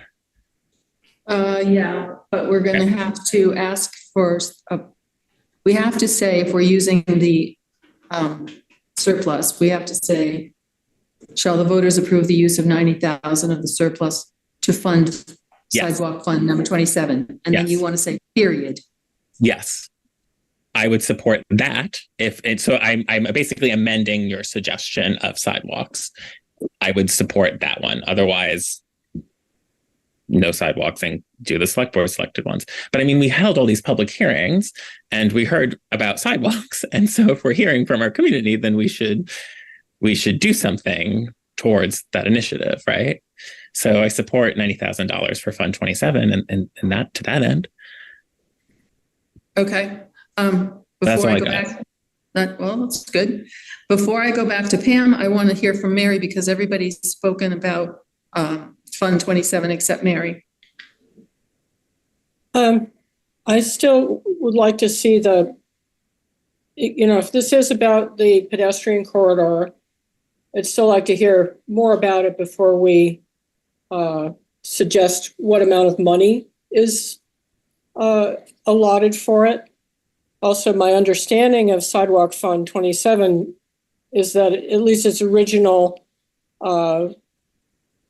purpose was for maintenance of our many thousands of feet of sidewalk, which are in repair. So to me, the way this is written, the way the motion is written, it kind of, or the article, it kind of muddies the water for me. Okay, just to refresh. And just in terms of whether or not I'd want to fund this, I would say no. Okay. The definition or the purpose is for sidewalk fund, the development and construction of sidewalks and bike paths. So. Right. I heard that we talked about this last time, sort of the evolution of how this fund is defined. But I think somewhere in the evolution, the word maintenance got dropped, which I think is either unfortunate or incorrect. Yeah, I mean, but the voters voted for it. So, I mean, and maybe given the interest in sidewalks, that needs to be a discussion about how we, do we want to revisit what that language is? But right now, I think it's broad enough that it would cover, because if you look up sidewalks, which I have, it looks like they can be made of any material as long as it's on top of, I can't even think of because I'm very tired, but on top of something that's spongy, but it can be any material. I think it's doable, but I don't support it. Yeah. All right. So at the moment we have basically Roger and Marcia, yes, for this one. Mary, no. Priscilla and Pam are saying use the sidewalk fund. So you're not saying we shouldn't do it. You're just saying we should take the money out of the sidewalk, and Mary isn't sure that we can take money out of the sidewalk fund. Okay. I'm also saying no. What? Also just saying no to funding it this time. Yeah. I think just to be clear, like I'm fine with supporting a sidewalk, the existing sidewalk fund we have, and making a surplus investment in our sidewalks. I'm not supportive of an article that funds a loop that we don't even know cost that. Like, I'm not doing any more articles about the loop. I will fund sidewalks more. Okay. Does that help? Well, it makes it clearer what you were intending. Okay. All right. And Pam, you wanted to make one more comment? I did. Back to Roger's point about the affordable housing grant. What staff is going to administer the study, write up the RFP, and do all of the work that would be involved in using that $50,000 and in order to find out what it would cost to create these corridors? So I don't support the $90,000 at this juncture because I just don't think we've done the work that needs to be done to prepare for this type of work. We need to get this study done. We need to have the staff that can do this study. And then once we have all that done, then we look at what did they come up with. And like I said, I support the corridors. I just don't think we're ready to start putting money aside for it yet. On Saturday, Brennan did tell us that he's in conversation with Dubois and King and TRORC. So I think that those things are already in progress. Well, I think we need someone on our staff to oversee this, don't we? I don't know. I'll go to Peter Orner. If you're still there, Peter. I suppose I'm still here. Can I reiterate something I said on Saturday when at least one select board member was not present? I said that you guys asked us, and Priscilla wrote a wonderful letter welcoming people to give ideas to the select board. My group and many people beyond that group have been advocating for 6 years now for some attention to pedestrian safety, particularly along Beaver Meadow, where pedestrians routinely walk. If I was to walk from my house to Danowitz tonight, I would not be able to do so safely, nor would any other kids or anybody else trying to do that. We've been saying this for years now.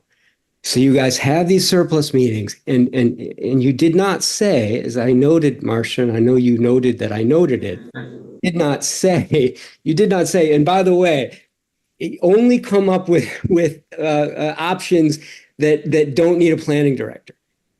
We worked with Brennan, and Brennan, I want to thank you, and Marcia, I want to thank you, because you both listened to us. And I'm not getting any sense that democratically, I'm hearing that I'm not getting a sense that other people on the board are in fact listening to what we are saying. I know, and many people know, that the fire department is essential. Tracy Hall is essential. And Marcia, I appreciated what you tried to do was to give some money towards a positive reinforcement of what people have been asking for years now, which is attention to pedestrian safety along the loop. Now, the question of the sidewalk fund, we went over it on Saturday. The sidewalks that exist in town need a great deal of work. We all know that, and we all know that it's going to be a lot more than $110,000. So what we were asking, our group was asking for, and many others, including that signed on, we're saying, no, we want an investment. We want to use this surplus, whether you call it ARPA money or whether you don't, to actually put a priority on pedestrian safety and allow people to actually walk into town that live close enough to town in order to do so. You all have been preventing that for many years. One of you on the board even suggested that they put in speed bumps on Beaver Meadow before they were on the board. On the board, not a peep. One of you even ran on the sidewalk issue 2 elections ago and got a great deal of support from people along this corridor and have turned their backs. So at this point, I appreciate the time, Marcia, that you're giving me, and I know I'm over time, but I want to reiterate my overall point. Brennan, as town manager, the first since Herb Durfee, to actually listen to the people and work with us. Thank you, Brennan. And Marcia, thank you for providing an opening for compromise and allowing us to put forward an idea that was modest and was an attempt to complete the loop at some point. An attempt, small one, and we were asking for $90,000 to do so out of this Biden surplus. I appreciate both of your attempts to listen to us, and thank you. So, Marcia, can I ask you a question? Yes, Roger. So you said TRC and Du Bois and King are in conversation, suggesting that they have heard of this proposal. I mean, I think like part of it is that they're talking and Brennan knows that they're talking, but none of the rest of us do. So like what are these conversations? Like what I learned on Saturday in response to Mary saying, how do we know it's going to be 90,000? Brennan had put out some feelers, and I'm not sure where that stands or how deep it is, but Brennan, you should speak to that. Sure. So we did discuss this on Saturday, and ultimately we were trying to find a simple and cost-effective solution to solve the problem of pedestrian safety along that corridor. And we had done a very comprehensive, expensive study 3 or 4 years ago that had different options. And so what I'm trying to do is kind of dust that off, look at a non-cement sidewalk option of creating better pathways along the sides of those roads, or that road in 2 different spots. And what we're hoping to do is get Du Bois and King, who did the initial consulting, re-engage somehow, and we haven't gotten even a scope of work on what that would be. I would hope to do it in a fairly simple, cost-effective way, and then to build this in a fairly simple, cost-effective way, and to do that in a short period of time and not go after expensive grants and go through all that process. So that's what we're talking about, just so you're up to speed, Roger. Okay. I don't appreciate everyone's innuendo. So Roger, I don't know there's an innuendo. We're just trying to work through this. So I don't, I've also like lived with all of this too for many years. All right. We've all been hearing about this for a long time. So if the proposal, but Priscilla and Pam said this at the beginning of this conversation that work that you're referring to, that I now know as the Dubois King TRRC feelers, as described by Marcia, that work could happen irrespective of an article, right? Like you can begin the act of scoping that idea with these people immediately, and then potentially come back with construction subsequently, right? Like there's nothing that stops. We don't need a warrant article to begin that work necessarily. I mean, I think we should discuss a future agenda item about what would be proposed, but I don't necessarily think we need a warrant article process to do it. So I just, right? Like, yes, absolutely correct. And what came out of these public listening sessions was that there's a group of people that would like to see money appropriated out of the surplus so that we could implement this when we are ready to do that, which again would hopefully be in a short period of time. So yes, if this doesn't get funded out of surplus, we would probably at some point come back and say, here's exactly how much this costs and where do we find the money. If we appropriated money at this point, then that money is kind of there, at least in balance to move forward.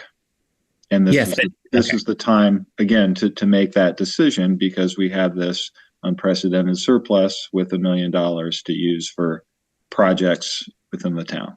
Yes, but I would say $90,000 is not an unprecedented amount, because we've done bridges with low interest bonding for that amount. We've done other projects of this scope. So, okay, so I feel like board members saying exactly as Pam said that they want to see what you described as furthered, but I don't think a warrant article is required at this time. So we're good. I mean, I think we've talked about an agenda setting, how we need to begin to have a conversation with Brennan about how to begin to prioritize these many things. So we just need to do that. And I'm good. All right. Thank you, Marcia, for indulging me. Okay. So now, Roger, you're saying no on this warrant article. No, because I think what I'm hearing is that Brennan has begun with new energy, I guess, as Peter Orner has also characterized him, like coming with new energy to identify, to work with partners to identify a possibility. So we just need to help him prioritize that work. And, anyone we just need to help him prioritize that work. I don't think we need a warrant article for construction at this time, but we need to continue to advance an idea. Right? Right. Okay. So, right, Mary? Yeah. Okay. Yeah. So the problem that I see is $106,000 was just not much. And people in town are saying we need better sidewalks in general. And we haven't been giving any money to that at all. And now, there's a significant amount of people who are in favor of having this particular pedestrian corridor. So it seems to me that at the very least, we might consider just putting some money in the sidewalk fund, because, everybody seems to agree we need to do some work on sidewalks. And I'm hearing that there's, some consensus for the kind of pedestrian corridor idea. So I just leave that there. I will then go to Pam, and then Dima was next, then Elliot, and back to Peter. So Pam. Yeah, I think we're putting the cart before the horse. We haven't done the study because we don't have the staff to do the study. And I don't think we should be going out to Dubois and King as a single source contract. I think this is something that we need an RFP for an engineering study and do this according to our policies. we're getting ahead of ourselves here. Let's get the study when we have the staff to do the study, and then we'll know what it will take to build these walking corridors, and we can move forward at that point. And if we take the money out of the sidewalk fund, then the next year we're going to have to replenish the sidewalk fund. Let's do this in a rather in a simple and straightforward way by doing the steps in the order they need to be done. Okay. And if you haven't seen the study that DuBois and King has done, we'll send it to you. That was not for walking corridors. There were no walking corridors in there. It wasn't, but there's a lot of work there that can be built on. So it's But we're talking about something totally different, and I think we have to go out with an RFP to get the study done that was funded 2 years ago for $50,000. Well, we will put that on the agenda to figure it out. So some of us on the board worked really hard to make that money happen. Great.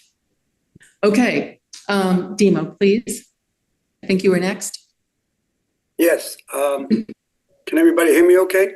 We can. Okay. So I just want to say that I'm hearing some things here tonight that make it appear like this is a new concept that's just coming out.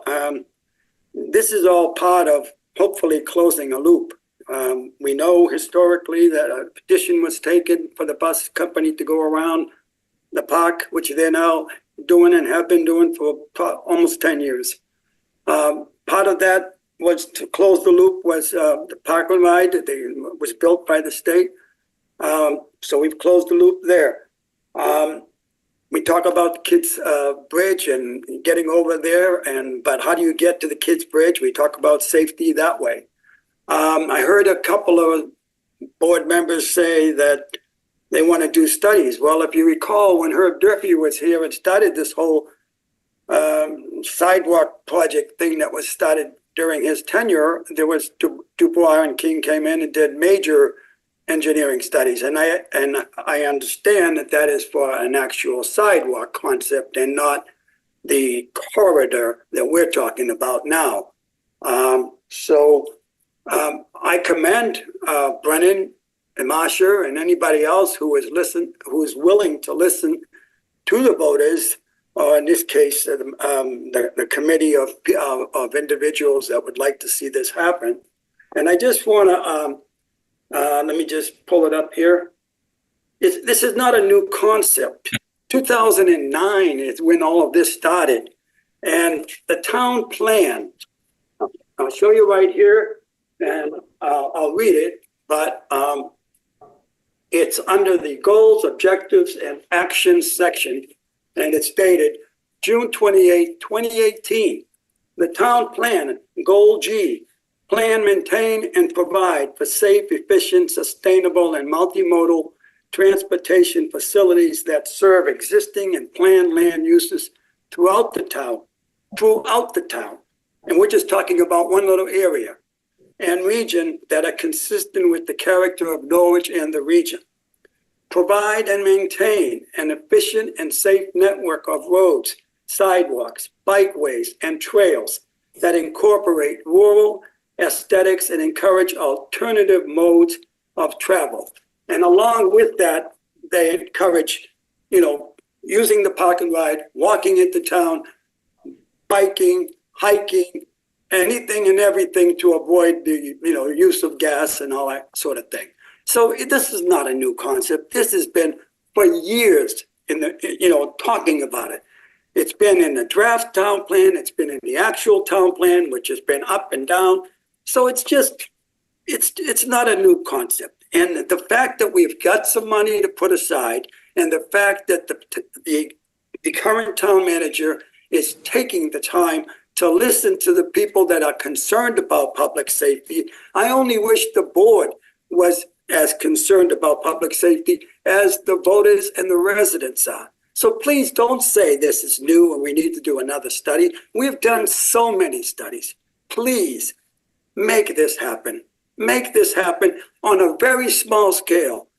Call it a corridor, call it a trail, sawdust, walks, dirt, whatever.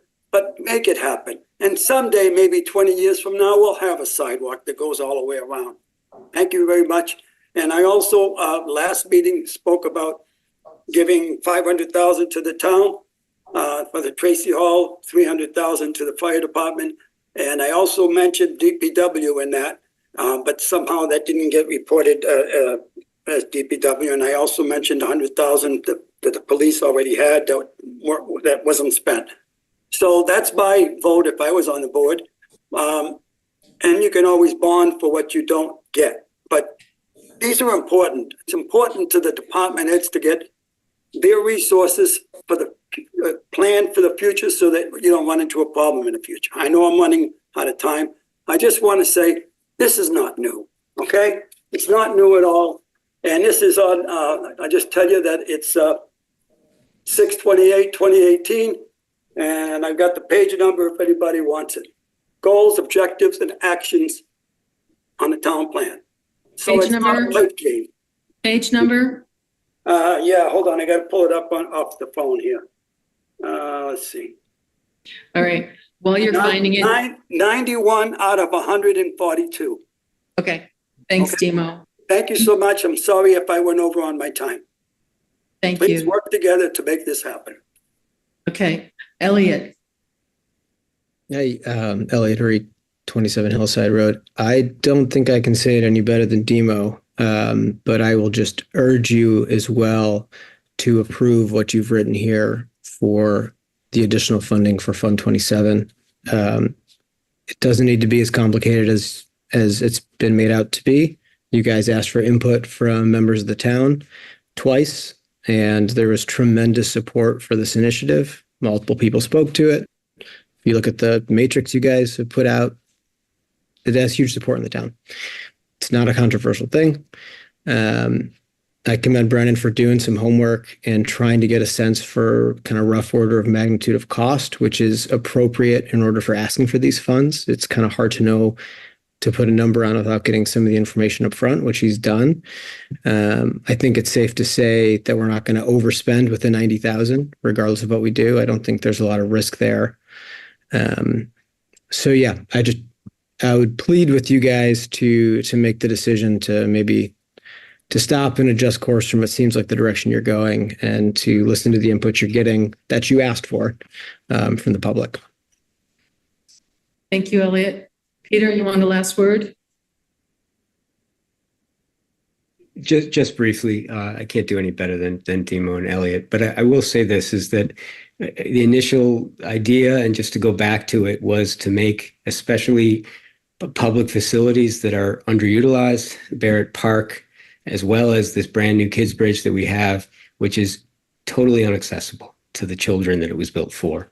These two very modest ideas to create paths along Beaver Meadow between Heritage Lane and the Pizza Oven, and then between the second northernmost part of Huntley, would connect to the kids bridge. Those of us who walk this loop every day know that you don't need a very complicated engineering study to address this. We're talking about and we talked about this again on Saturday. So that, forgive me for being surprised, because the conversation on Saturday was very much of, wait, we can do this, right? And so now it's like, oh my God, we can't do this. And, it's a little surprising, but I just want to remind everybody to the very simple, we're not talking about completing a loop. We're not talking about the very difficult and admittedly complicated issues with residents along Beaver Meadow. We were talking about places where there aren't any residents, the particular spots. We're talking about the meadow between Heritage Lane and the Pizza Oven. And we're talking about the northernmost point of Huntley to the kids bridge. There's no houses in any of those places. So this was a place where it's there. We already do walk it, but right now it's impossible because of the snow and the way it's shoveled, and there isn't a place for pedestrians to walk safely. You guys have all seen driving to work, people walking in the road, kids walking in the road, and that's because there isn't a place to go. And so, that was our idea, and we wanted people to be able to get to town without driving, which I think is certainly in keeping with the goals of the town in terms of climate change, in terms of fossil fuels, et cetera. So again, this was modest, and you all asked, as Elliot said, you all asked for our ideas, and we were pretty creative. We worked very hard, meetings, long nights. We didn't just say, hey, we're going to have here $500,000 for Tracy Hall. Great, which I agree with. We actually worked quite hard on this, taking your advice and your invitation. So again, I want to thank Marcia and Brennan in particular, because I do feel that you acknowledge what we've been doing. And I do want to say, and echoing Roger, to support Brennan and his creativity and his energy, because I think we're lucky to have him. Thanks. Thank you, Peter. Priscilla? Yes, I think I'm being misunderstood, but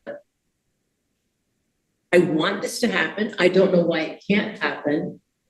To me, it seems we have money. I don't know why the select board couldn't decide to expend these funds on this. Like, put it on the agenda for our next meeting. Why can't we do that since we have the money in hand?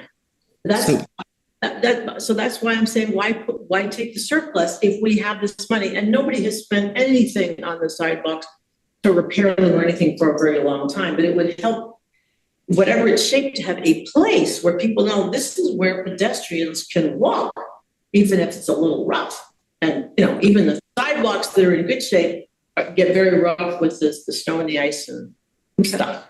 But I think Brennan answered that question though, Priscilla, which is that we do, because in 2022, I believe, myself and Rob Francis worked with the board to create a fund to study something like this corridor, right? So there's money to study this tomorrow if we authorize it to. There isn't funds for construction. So I think that's why Pam raised sort of this question of like, why would you approve construction before you've looked at how to do it? And I think what I'm hearing from the public is this has been well studied and it is far more simplistic. But I mean, I don't know if board members would ever, take that position when we're using funds like this. So to be clear, we could study it tomorrow, which I think we should have a conversation about town priorities and possibly consider that. I don't necessarily think we should authorize construction, but if we want to meaningfully hear feedback, because I agree that this was my concern when we held these hearings, that we were inviting people to offer feedback. If we don't take suggestions, we should think about what that means. So if you want to put $90,000 into a sidewalk fund to do exactly as Marcia is proposing in a subsequent year, then sure. So put $90,000 to sidewalks to move it over towards a construction of something, to put it into a new fund potentially, but I don't know. Like, I feel like I can appreciate that this is bureaucratic, but like, I think I think we're creating a possible process as a result of listening. Yeah, I think this is a good conversation. But I think that, the point is well taken. When you ask for input and people come back overwhelmingly, or at least significantly, and are in support, I feel it behooves us to do something to move that needle. And I feel like, if we wanted to say right away, okay, we've got $90,000 and we're going to, as soon as we get cost estimates, we approve $90,000 from the Sidewalk Fund 27 for this project. It would certainly accomplish the goal. It wouldn't do anything for our existing bad sidewalks, but neither will $100,000. And so, but I'm also hearing that people are concerned potentially that the sidewalk fund definition isn't going to cover that. And so I don't want to find us in a position where we say, let's kick the can down the road and say we'll use the sidewalk fund, and then come back and say we can't use the sidewalk fund. So if there is a positive feeling overall that the pedestrian corridor is something that should happen, then I would like you to think about how we could have some sort of confidence that it was going to happen, potentially even as early as this year, if miraculously something was proposed. But what would we pay for it with? I don't know if anyone has changed. I don't know if anyone has changed their position. And so for the interest of certainly commute, if not, and everyone's time who's getting increasingly frustrated, if people have not changed their position, maybe Pam's hand is up to do that, then I would say we might need to. My advice to you, or my ask, is I wonder if we should move on from this, because I said all I could say personally. Pam, I don't know. Pam? Yeah, I think we need to follow a logical sequence. We need an engineering study to know what this will cost and what it will involve, if it's even feasible to do it the way that it's being proposed. And the sidewalk fund, as you read the purpose, is the construction and development of sidewalks or something to that nature. It doesn't talk about repair, doesn't talk about maintenance. So the money is there for the construction of sidewalks. So let's get the study done. Let's make sure that we have enough money in the sidewalk fund to pay for it. And if we want to change the definition of what Fund 27 is to be used for, then that's something that we have to go back to the voters and ask them if they would like us to use that money for maintenance. Okay. So we've kind of been around this, and it is where it is. Jan, do you have something to add quickly? Yeah, I would just urge us. I know people are frustrated because you asked for input, you got input, and it's not going anywhere. I would urge you to simply say, okay, sidewalks need money. Sidewalks need some thought and study. Let's put $90,000 or $100,000 of infrastructure money into the sidewalk fund, and then talk about exactly what to do with it and change the definition of the fund to include maintenance. But for God's sake, put some more money in, because clearly that's what people are putting as a priority. Thank you. Thank you. So I'll just sum up what he said in select board language, which is if we put money into it, it would either have to be an article asking people if they wanted to add money to the fund, or 27, yeah, or we I just lost my train of thought. Sorry. I can't remember now, but anyway. Were you going to say change the purpose? No, I was going to say add money to it, or I don't know, it'll come back, but too late. Demo? Yeah, thanks. Real quick, just what Jan said makes a lot of sense, adding money to it. And Dubois and King was, I believe, the person who did the study for the major sidewalk concept, which, is not in the works right now. So I'm sure you could go back to them and ask them to just, downsize their engineering study to incorporate the corridor. But put the money there. Put the money, have some money aside for that purpose, and take it out of the infrastructure, OPER, or whatever you want to call it, because this is the time to do it. That's all. Thank you so much for listening. Sure. I'm not sure what the infrastructure fund is, actually. Well, I'm just, referencing what I heard. Yeah. Okay. Colleen Fox. Oh, sorry, Demo. Go ahead. Demo's finished? I'm done. Yes, thank you.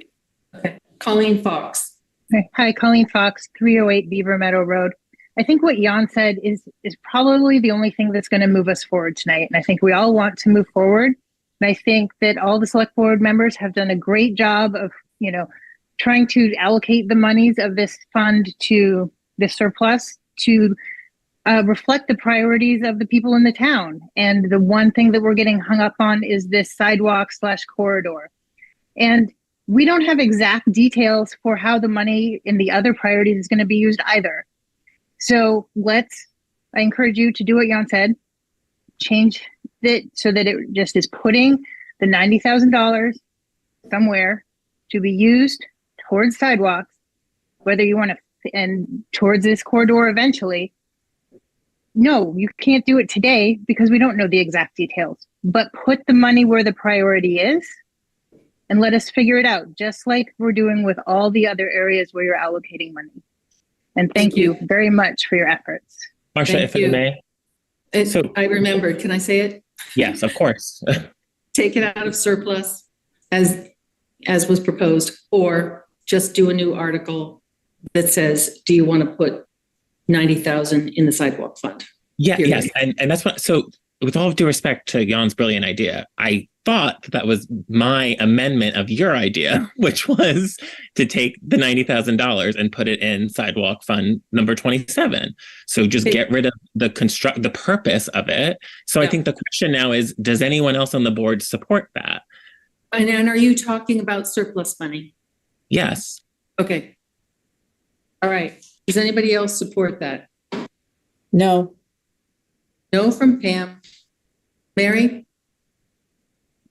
I think no. Why is this the only way we can decide to spend money on the sidewalks? It isn't. I don't understand. It isn't. We It isn't. have money set aside for sidewalks that we haven't spent. Right. That's what I don't understand. That's right. So you could say we put this in the fund and it would still sit there the way the money that's already there is sitting there until we decide to take a vote and say, let's do it. Let's do it.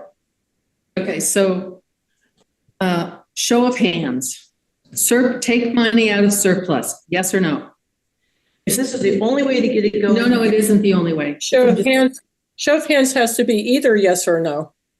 Okay, yes, I mean, yes, you would be willing to take money out of the surplus for this. To fund number 27 for sidewalks 27. as generally, not for construction of anything in particular, but to fund sidewalks. Yes. Yes, sidewalks it's been revealed through our listening sessions and also through the last 4 years, if not longer, as Demo said, that sidewalks are of value. So yes, we should take $90,000 and put it in sidewalks, but I'm not going to do the corridor until somebody in some position of authority studies it. Okay.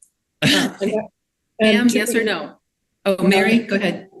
Okay, and we're talking about this is first the surplus idea, right, for the sidewalks, true? Right. I would say no on the surplus idea for this. Okay. And Pam says no. I'm a no because I don't see us using this money this way. We've got the money in the sidewalk fund. We've never made a plan on how we're going to use that money. And so here's a way to use it. Okay. So I'm going to say no to the surplus because the money is there and hasn't been spent. And I don't know what it takes to get us to decide to take a vote and say, we're going to use it. I want to use it. Well, for that particular thing to be used, somebody has to come in and say, I want to do this and it's going to cost that. And then we say, yes, we're going to vote for it or we're not going to vote for it. Well, wait a minute. I don't know how it helps then to say, well, we're just going to put more money in this fund where we sit passively and do nothing. Okay, that's right. I'm just trying to get a feel here. Now, does anybody want to ask for a new Article 27 that just says, shall the voters approve? I can't remember. I think people already said no to that though, Marcia. For a new vote. No. Okay. There are 3 no's. You and I said yes. Everyone else said no. All right. I was talking about asking them to come up with new money, a new article for new money. Just it's not. You mean to raise taxes to cover this? Exactly. So you're asking that question now? Oh, I'm a definite no on that. I would say no on that one also. No to surplus, no to taxes. I'd say yes. All right, so no on that one is Mary and Pam, and yes is Priscilla and Roger. Why would we not use the surplus? Why would we not use the surplus for it's $20,000? I'm asking all the dumb questions to explore fully. So, Are you going to say no to that or yes? I'm not going to raise taxes for it at this time, but I will use the surplus. Okay. But But the surplus So failed. where that leaves us is Yes. we didn't get any traction on Fund 27. But Right. that does not mean that this cannot proceed with inquiry and come back to us with a proposal and a plan that we could fund out of Fund 27. I right, would support that. I would too. Okay. Brennan, I think you know which way you're going. Brennan has a lot of work to do. Brennan, we need to talk to Brennan. We need to talk to poor Brennan about how he's going to prioritize the goals of this town. Like, it's like, All right. wow. That's another day. So now we have carved this down to 11, 12, and 13. That would be fire apparatus, highway garage, and Tracy Hall. And for Tracy, let's see, we have 4 people who agree with fire apparatus. We have, 3 people who agree with the highway fund. So that's a majority. And then Tracy Hall, we had 500,000, 500,000, 700,000. I'm now going to have to say 500,000. So that's 3 for 500,000, 1 for 700,000, and 1 for 1 million. So it looks like 11, 12, and 13 are the articles that we'll put on the warrant. My only question now is for everybody to just look at the language. I don't think that there's anything tricky there, but that would be the language that's going on those warrants, on the warrant. Okay?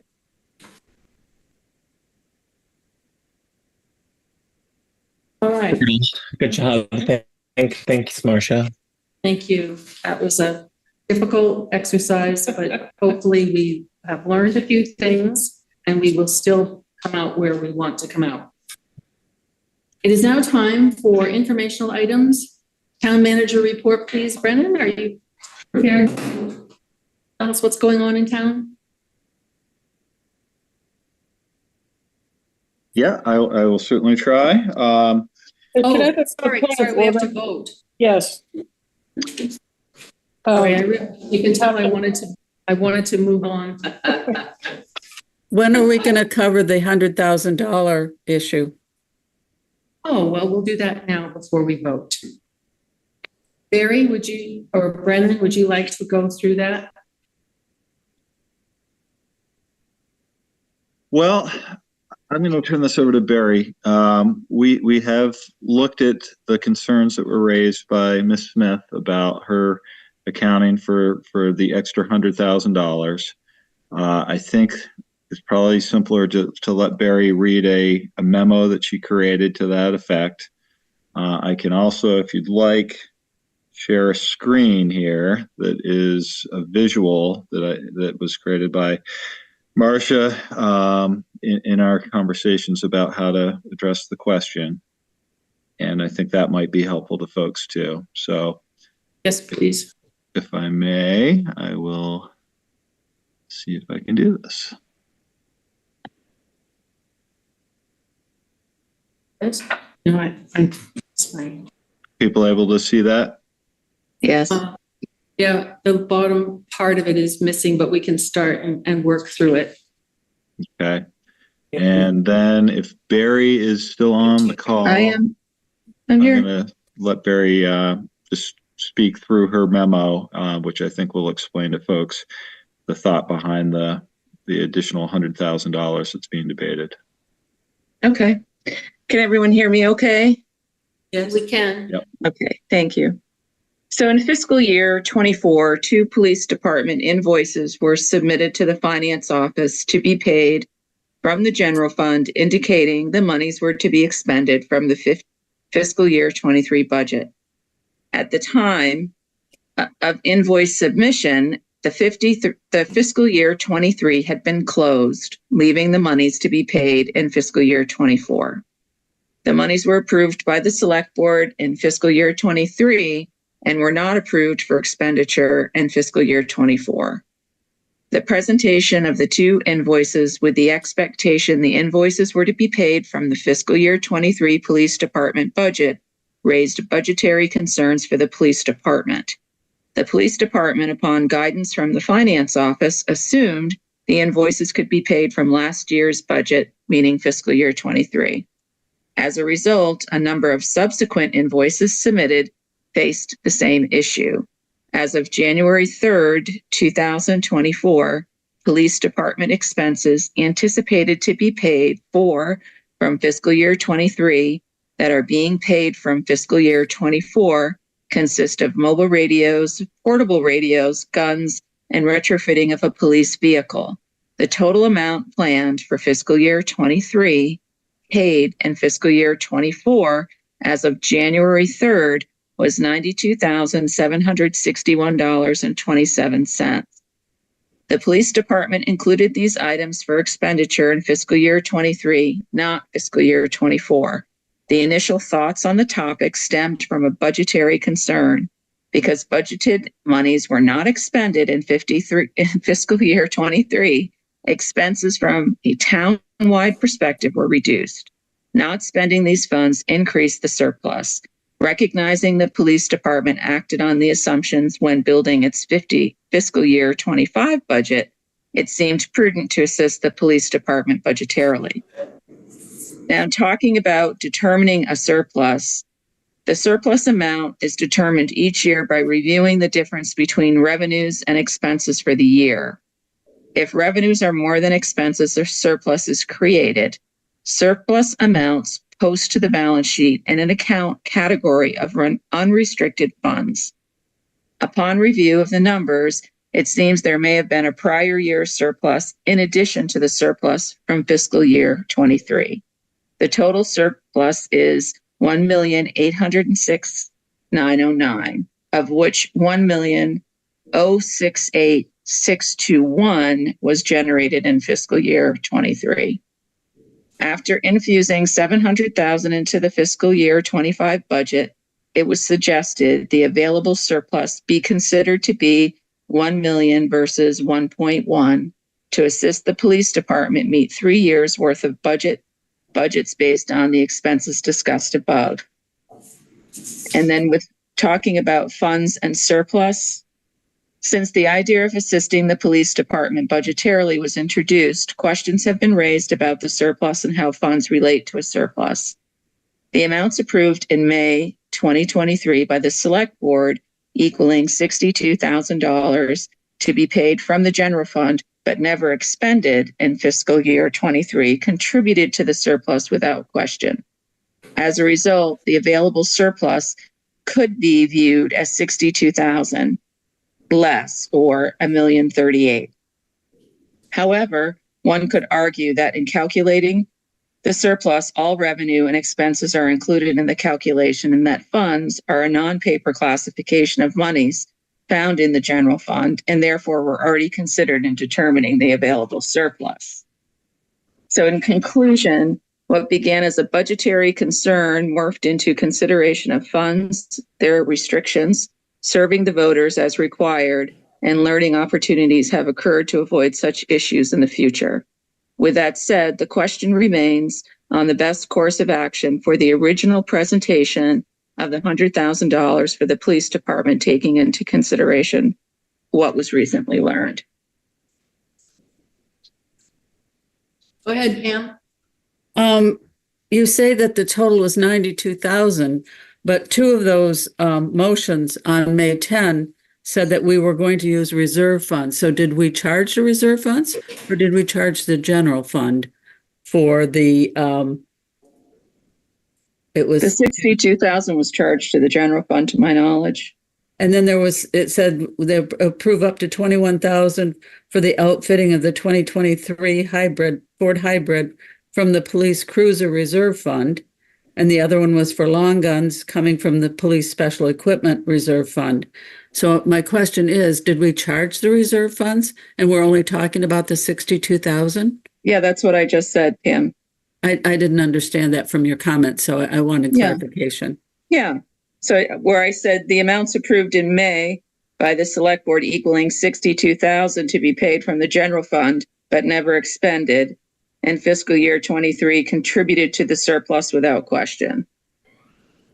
Okay, and my suggestion was that we just pass some new articles, or I mean, new motions that just say we'll take it out of the FY24 general fund, the operational fund, so that we're staying with the spirit of the original article. We're just putting it into a new fiscal year.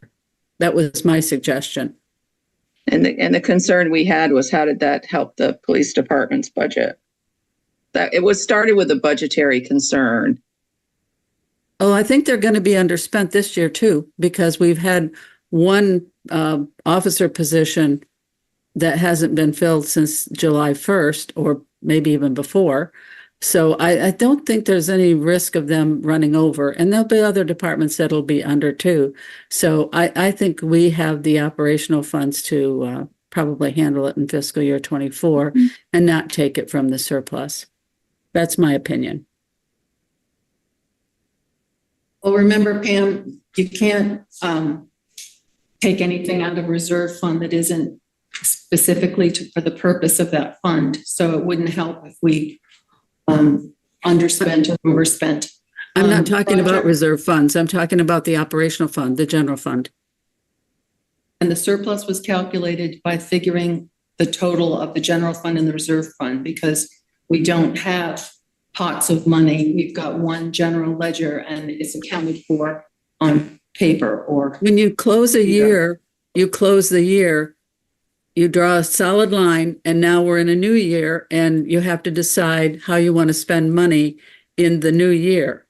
And since that motion by Roger said from FY23 operating budget, I'm just saying let's update it and say it comes out of the FY24 operating budget, and case closed, done and dusted. it's not done and dusted because we have a motion from a year ago that we can't go back and change. Roger, would you like to? So yeah, but my only wonder is, I assume that Brennan's recommendation to use the surplus to make this right was reviewed by Barry and potentially the auditor. And that would be because is it a problem that we authorized funds and they're not being used in that way? That would be my only thing. As long as it's not going to create, I appreciate that it was uncovered. I appreciate this conversation. I appreciate the visuals on the presentation. As long as we're covered from professional best practices way, then I don't know if we can discuss anymore. So that's all I got. Barry? The only thing that I can say to Roger, and just understand I wasn't part of the conversation, but it was thought that all of those expenses that were meant and approved in fiscal year 23, even though we were in a new fiscal year, we're going to be charged back to fiscal year 23. That was not allowed to happen by the auditor. Right. So here, the police department was led to believe that this was okay, and then also built a fiscal year 25 budget basing, right. So it's kind of this perpetual thing that's happening over a 3-year period. Right. So, okay. So this makes sense, doesn't it? And when I looked at it, I was like, how do we correct this? Right. Roger, what do you think makes sense? I think Barry's final summary about, I think it was like the last 3 sentences. It might even be worth repeating if but not in the interest of time, where she say lessons were learned, right? Even though we authorized something, nothing happened effectively. We authorized something that didn't happen. It's not so in order to make and they didn't accommodate this in their budgeting process. And so we're just making it whole through surplus. So I think this is okay. Yeah, we're really not making it, we're not taking anything out of surplus that wasn't already attributed. It's like we had a little stash of nickels put aside to pay this, and that little stash is still sitting there waiting to pay it. Right. But when they counted up the surplus, they counted the stash of nickels. Well, next year when they do the surplus, they might not count those stash of nickels that was approved in fiscal year 24 as part of the fiscal year 24 surplus, because it isn't surplus, it's already committed. Yeah, I think this is fine. And I just, as a general note, I would like to move away from this kind of, I guess, work. Like we don't, this isn't our gig. Like we don't. That's right. Yeah. Okay. We have professional staff auditors to do this. So I would just like to defend Pam in that I think we do have a good staff now, but we have not always had good staff in the finance office. And I think we are exceptionally blessed to have somebody with Pam's financial acumen and experience and attention looking very closely at this stuff and bringing these things to attention. And so I'm really grateful to her for doing this. Okay. Mary?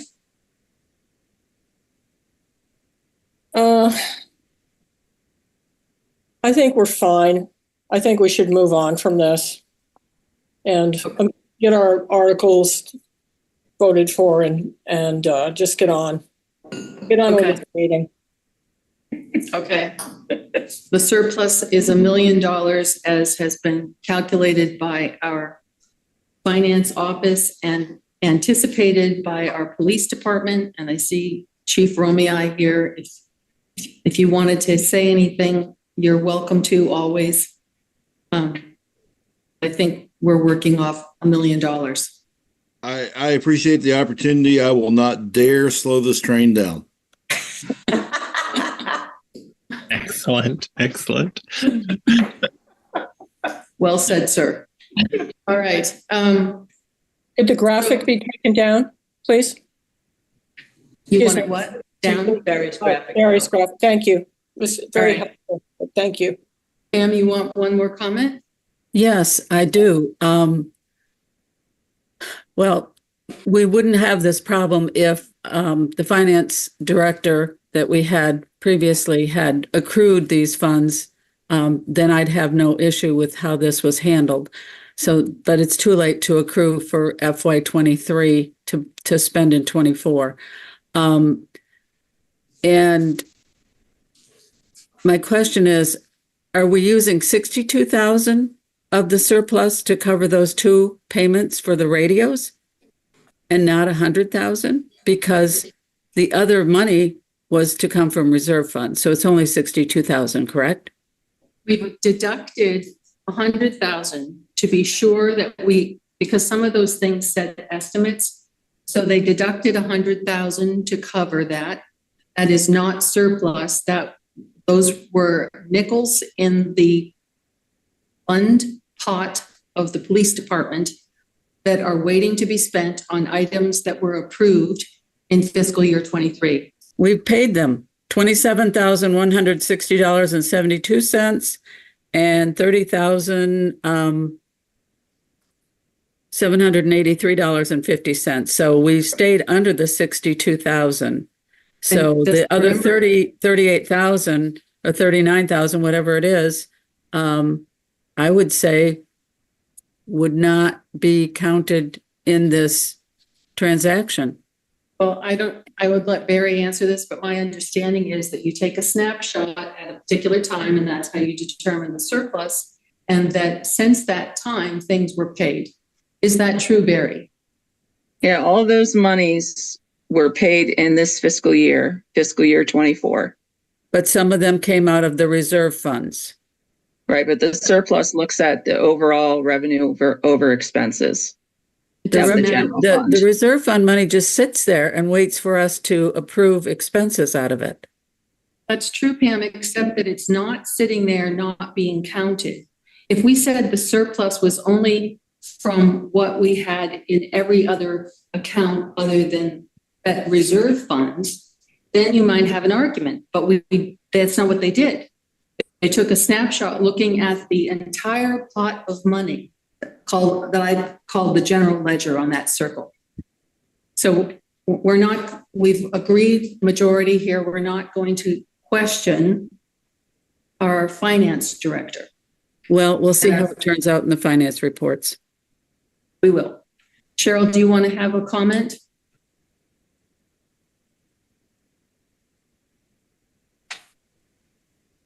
Yes. Sorry, I was having trouble clicking. I'm also confused as to this transaction. A reserve fund does not have a stopping point at year end like the general fund does. So I would understand that the 62,000 was to come out of the operating account, which is the general fund of the police department, would be the money that you're trying to capture from the surplus.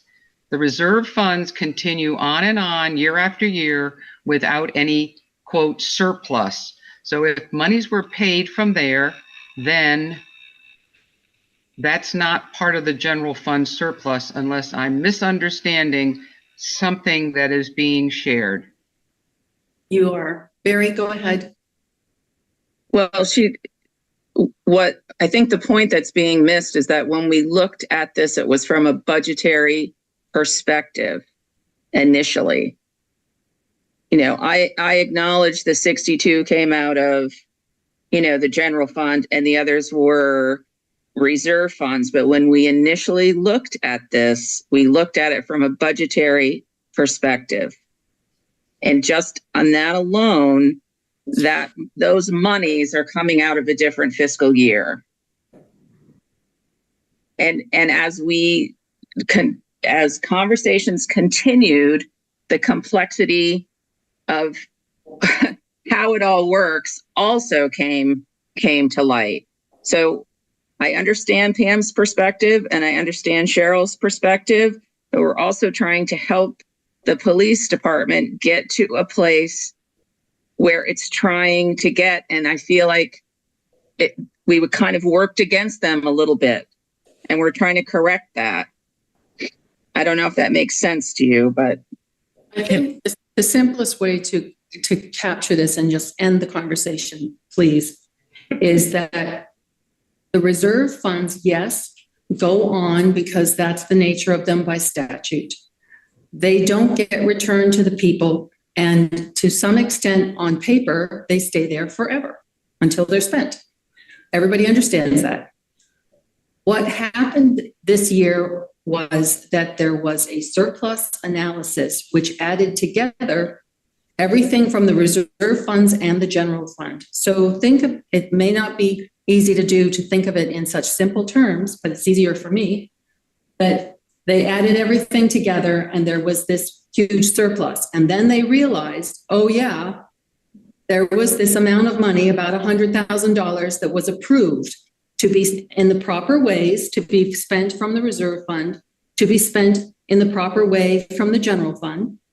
And after that snapshot, which came up with a number, after that happened, then the bills came in. And so those bills had to be paid in fiscal year 24, but they were already approved to be paid in fiscal year 23 and would have been, but for they were not received.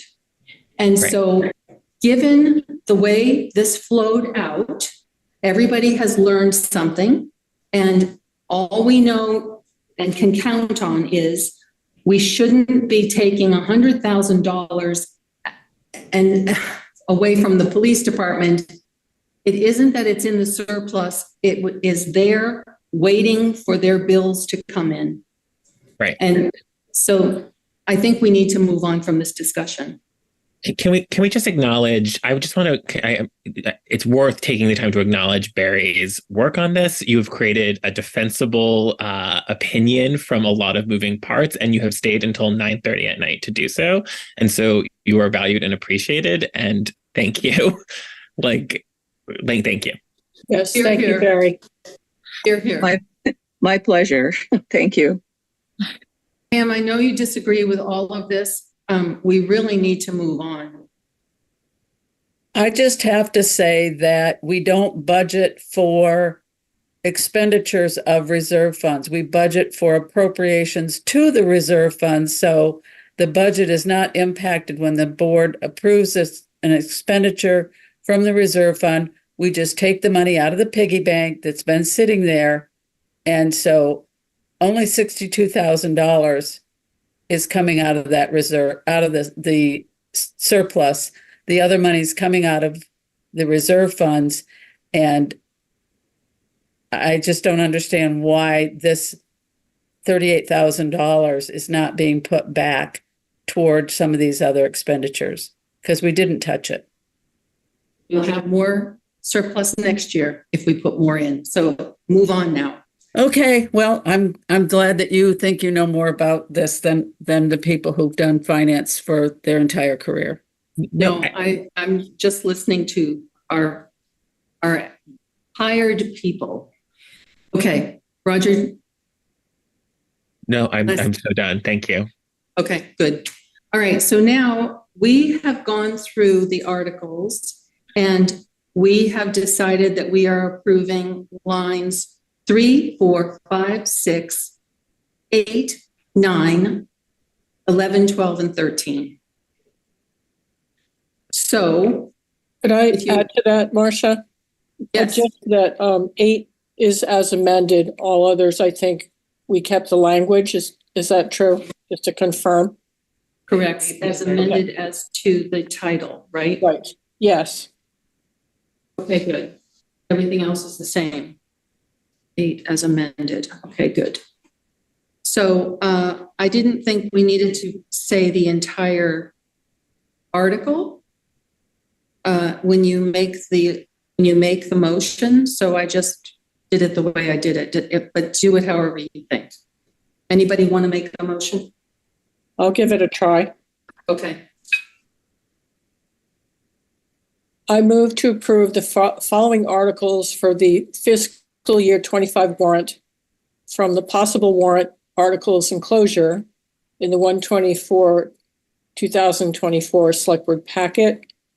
Article from line 3, article from line 4, article from line 5, article from line 6, article from line 8 as amended for the title, article from line 9, article from line 11, article from line 12, and article from line 13.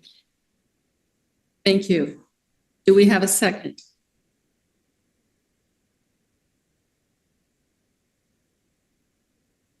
Second. Thank you, Priscilla. Seconded by Priscilla. Calling the question. Roger? Yes. Pam? No. No from Pam. Mary? Yes. Priscilla? Yes. Marcia, yes. 4 yes. Motion passes. Thank you. All right. And again, I thank everybody for their input and time and patience. And now we're on the informational items, town manager report. Brennan. All right, thank you. So as I normally do, I hold a department head meeting that is in the week between the first and second meeting of the select board. And that's where I try to learn a little bit more about what different departments are working on. There's a chance for discussion and collaboration between the department heads.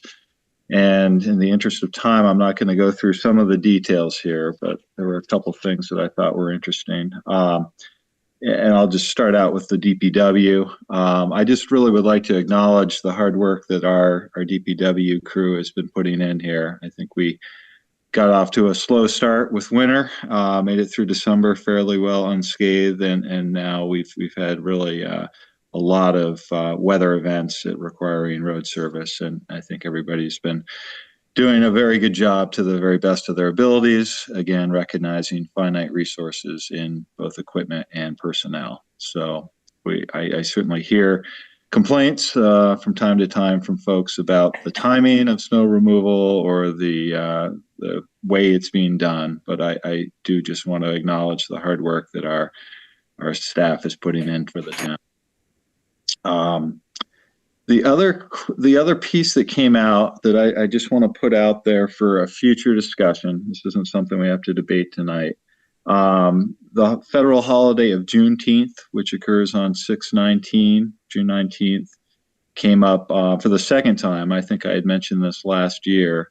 There is certainly an interest from department heads on making that a Norwich holiday, which would be celebrated and basically create another holiday day off for staff to celebrate Juneteenth. So I believe we have acknowledged that the select board is actually the entity that would make that decision, not the town manager unilaterally. And I think it's worth a further discussion in a future agenda to see if there is a willingness for the board to adopt that as a federal. It is a federal holiday, but it is not currently a town holiday. It's in the personnel policy, which your staff was reviewing, right? We are continuing to review as time allows. That is a work in progress. And again, this came up specifically as a request from department heads there that we take another look at this before we get to June 19th of 24. Okay. Yes, but the mechanism to do it would be the personnel policy. Yeah. Okay. Okay. Cool. All right. Moving on. The rec department has a couple things they wanted to talk about going on. Obviously, as you've seen driving through the town green, the hockey rink is now open. I think that, or the skating rink. I think of it as a hockey rink. January 15th, I think, was the date that opened up. And Bria has reported that the cross-country trails are going to be at Huntley Meadows and are in the works. Basketball is in session right now, and summer camp registration is going to be opening soon for next summer. A couple things related to human resources. I'm not going to go into any detail about this at this point because it is personnel related, but I would like to announce that we have conditional offers of employment currently out for our chief of police position and for our planning director position.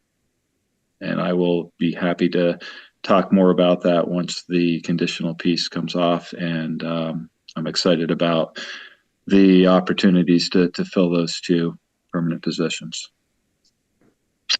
On a not so good news tip, the Conservation Committee sent me an email, and again, this is going to become more formal at some point, but it was announced that the emerald ash borer has been found in Norwich, and that is going to necessitate some planning in the months or years to come about how to deal with how that will affect the trees. I don't have any real details, but I did want to put that out there to the select board just to be aware of that. As part of our process here, as we get into town meeting, our town report is being facilitated right now by Miranda in our office, who's putting all of the many pieces together with that. My understanding is that will go out to the printer on February 8th, the deadline for that. So February 8th, did you say? February 8th. Thanks. Yep. So that's about 2 weeks away now. And I'm sure we'll have kind of a rush here at the end to make sure we get everything into that's required. The audit piece, as we talked about, we've got a completed audit. I just wanted to get kind of a pull from the select board. We normally have a report that's made verbally by the auditor after that has been completed. And my thought would be to try to schedule that for February 14th. And again, it's not a long report, but we would have our auditor, Rick Brigham, zoom in and just kind of walk through that and answer any questions that people might have. So if we just kind of a nod of consent, does that make sense as far as timing to the board? Yes. That's Okay. great. Thank you. All right. Well, I think he's penciled that in, and I will reconfirm there. And then the two other projects that we have, just kind of as an update right now, as we know from the last meeting, our Tracy Hall architects are working on the study. I think they really appreciated hearing from the select board and some of the residents on different aspects of that at the last meeting. And as you heard, they're kind of completing the first phase of a 3-phase process here. So kind of information gathering, doing their diligence on ideas and logistics. And then we'll, I think be hearing something back from them related to their thoughts on different options. And then it will be kind of the town telling them, we'd like you to focus on option X or Y or whatever that might be. So again, I think we're fairly well on track as far as the timing of that. And once we get through town meeting day, I think people's time will open up a little bit more here. We'll probably schedule a meeting for early in the spring or late this winter. And then the compensation study, kind of along the same lines, they have been working on that fairly diligently.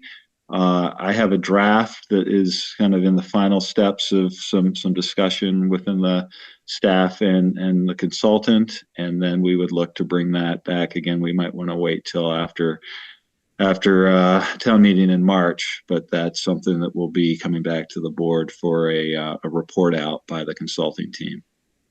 So I think that's what I had to talk about tonight. If anybody has any specific questions, happy to answer those. And otherwise, I think all things considered, with the articles now confirmed, we've made a lot of progress here with the budget and the articles in the last 2 months' time. So I'm happy about that. Is Debbie Wade no longer with y'all? No, sorry if that was not made official. Debbie Wade, Yes. Actually, it has not. Yes, she has moved on to another position at the end of the year. Okay. So she is no longer in the town manager's office. And we will be looking to rehire for that position here. We'll probably get through the next couple of weeks of getting the town report out and then focus on that as well. Okay, too bad. So could I follow up?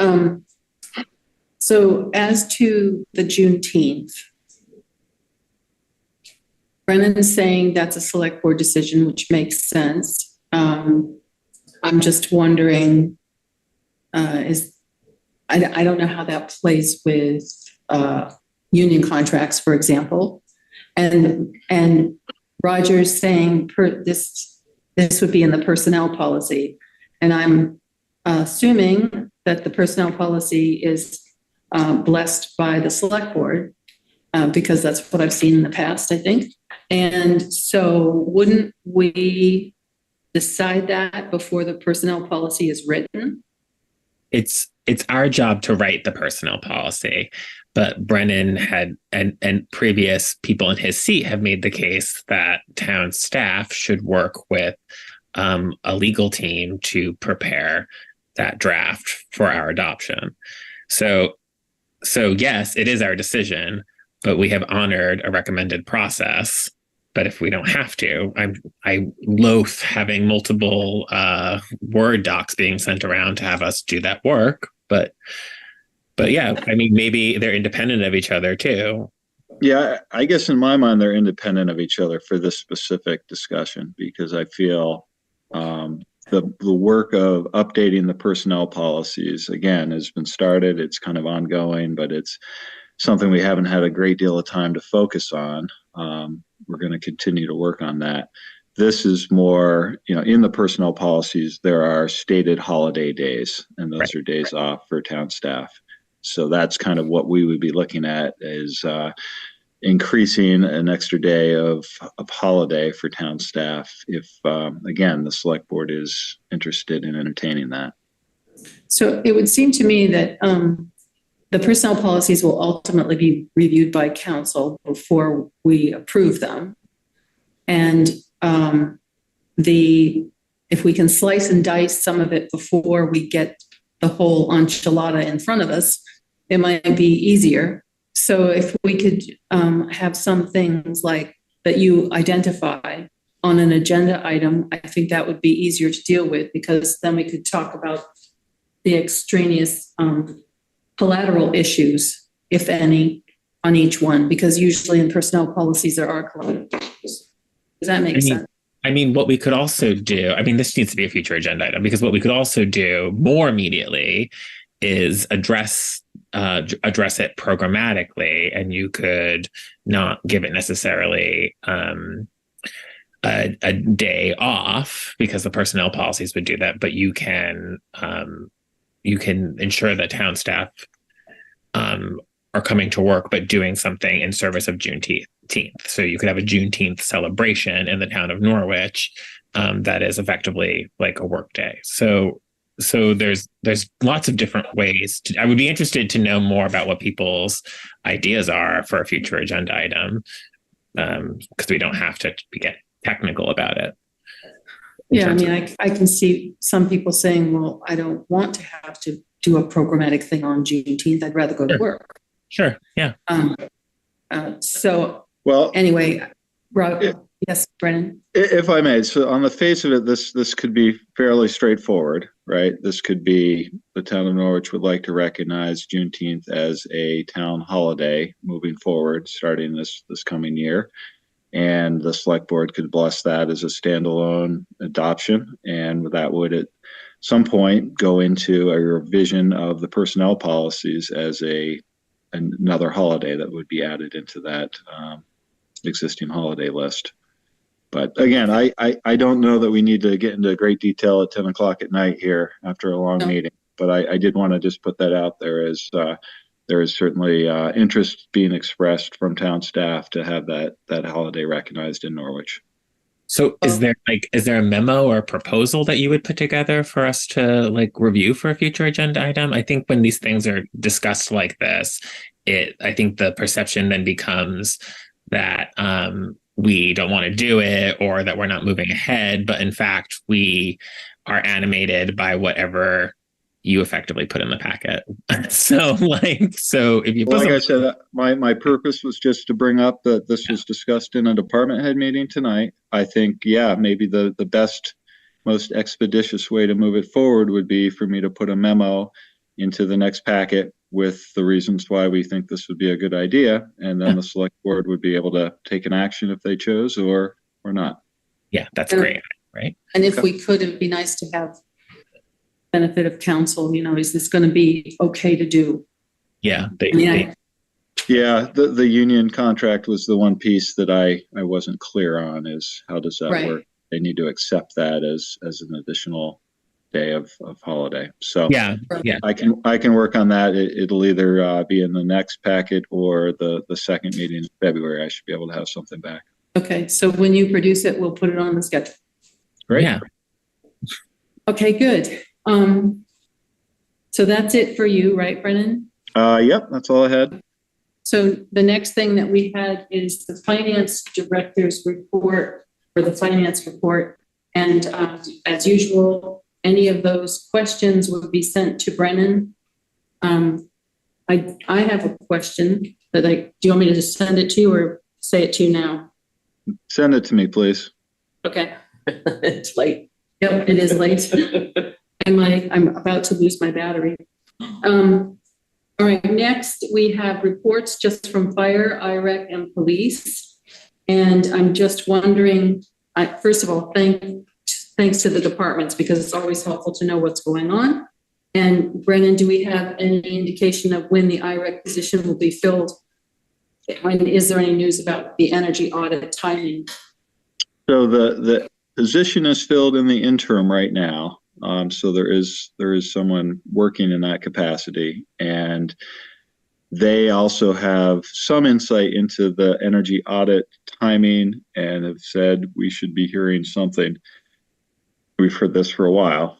We should be hearing something soon about the scheduling, which is certainly not, as we had initially anticipated, going to be done, wasn't done by the end of 2023. So my best guess would be we'll be seeing that in the spring sometime.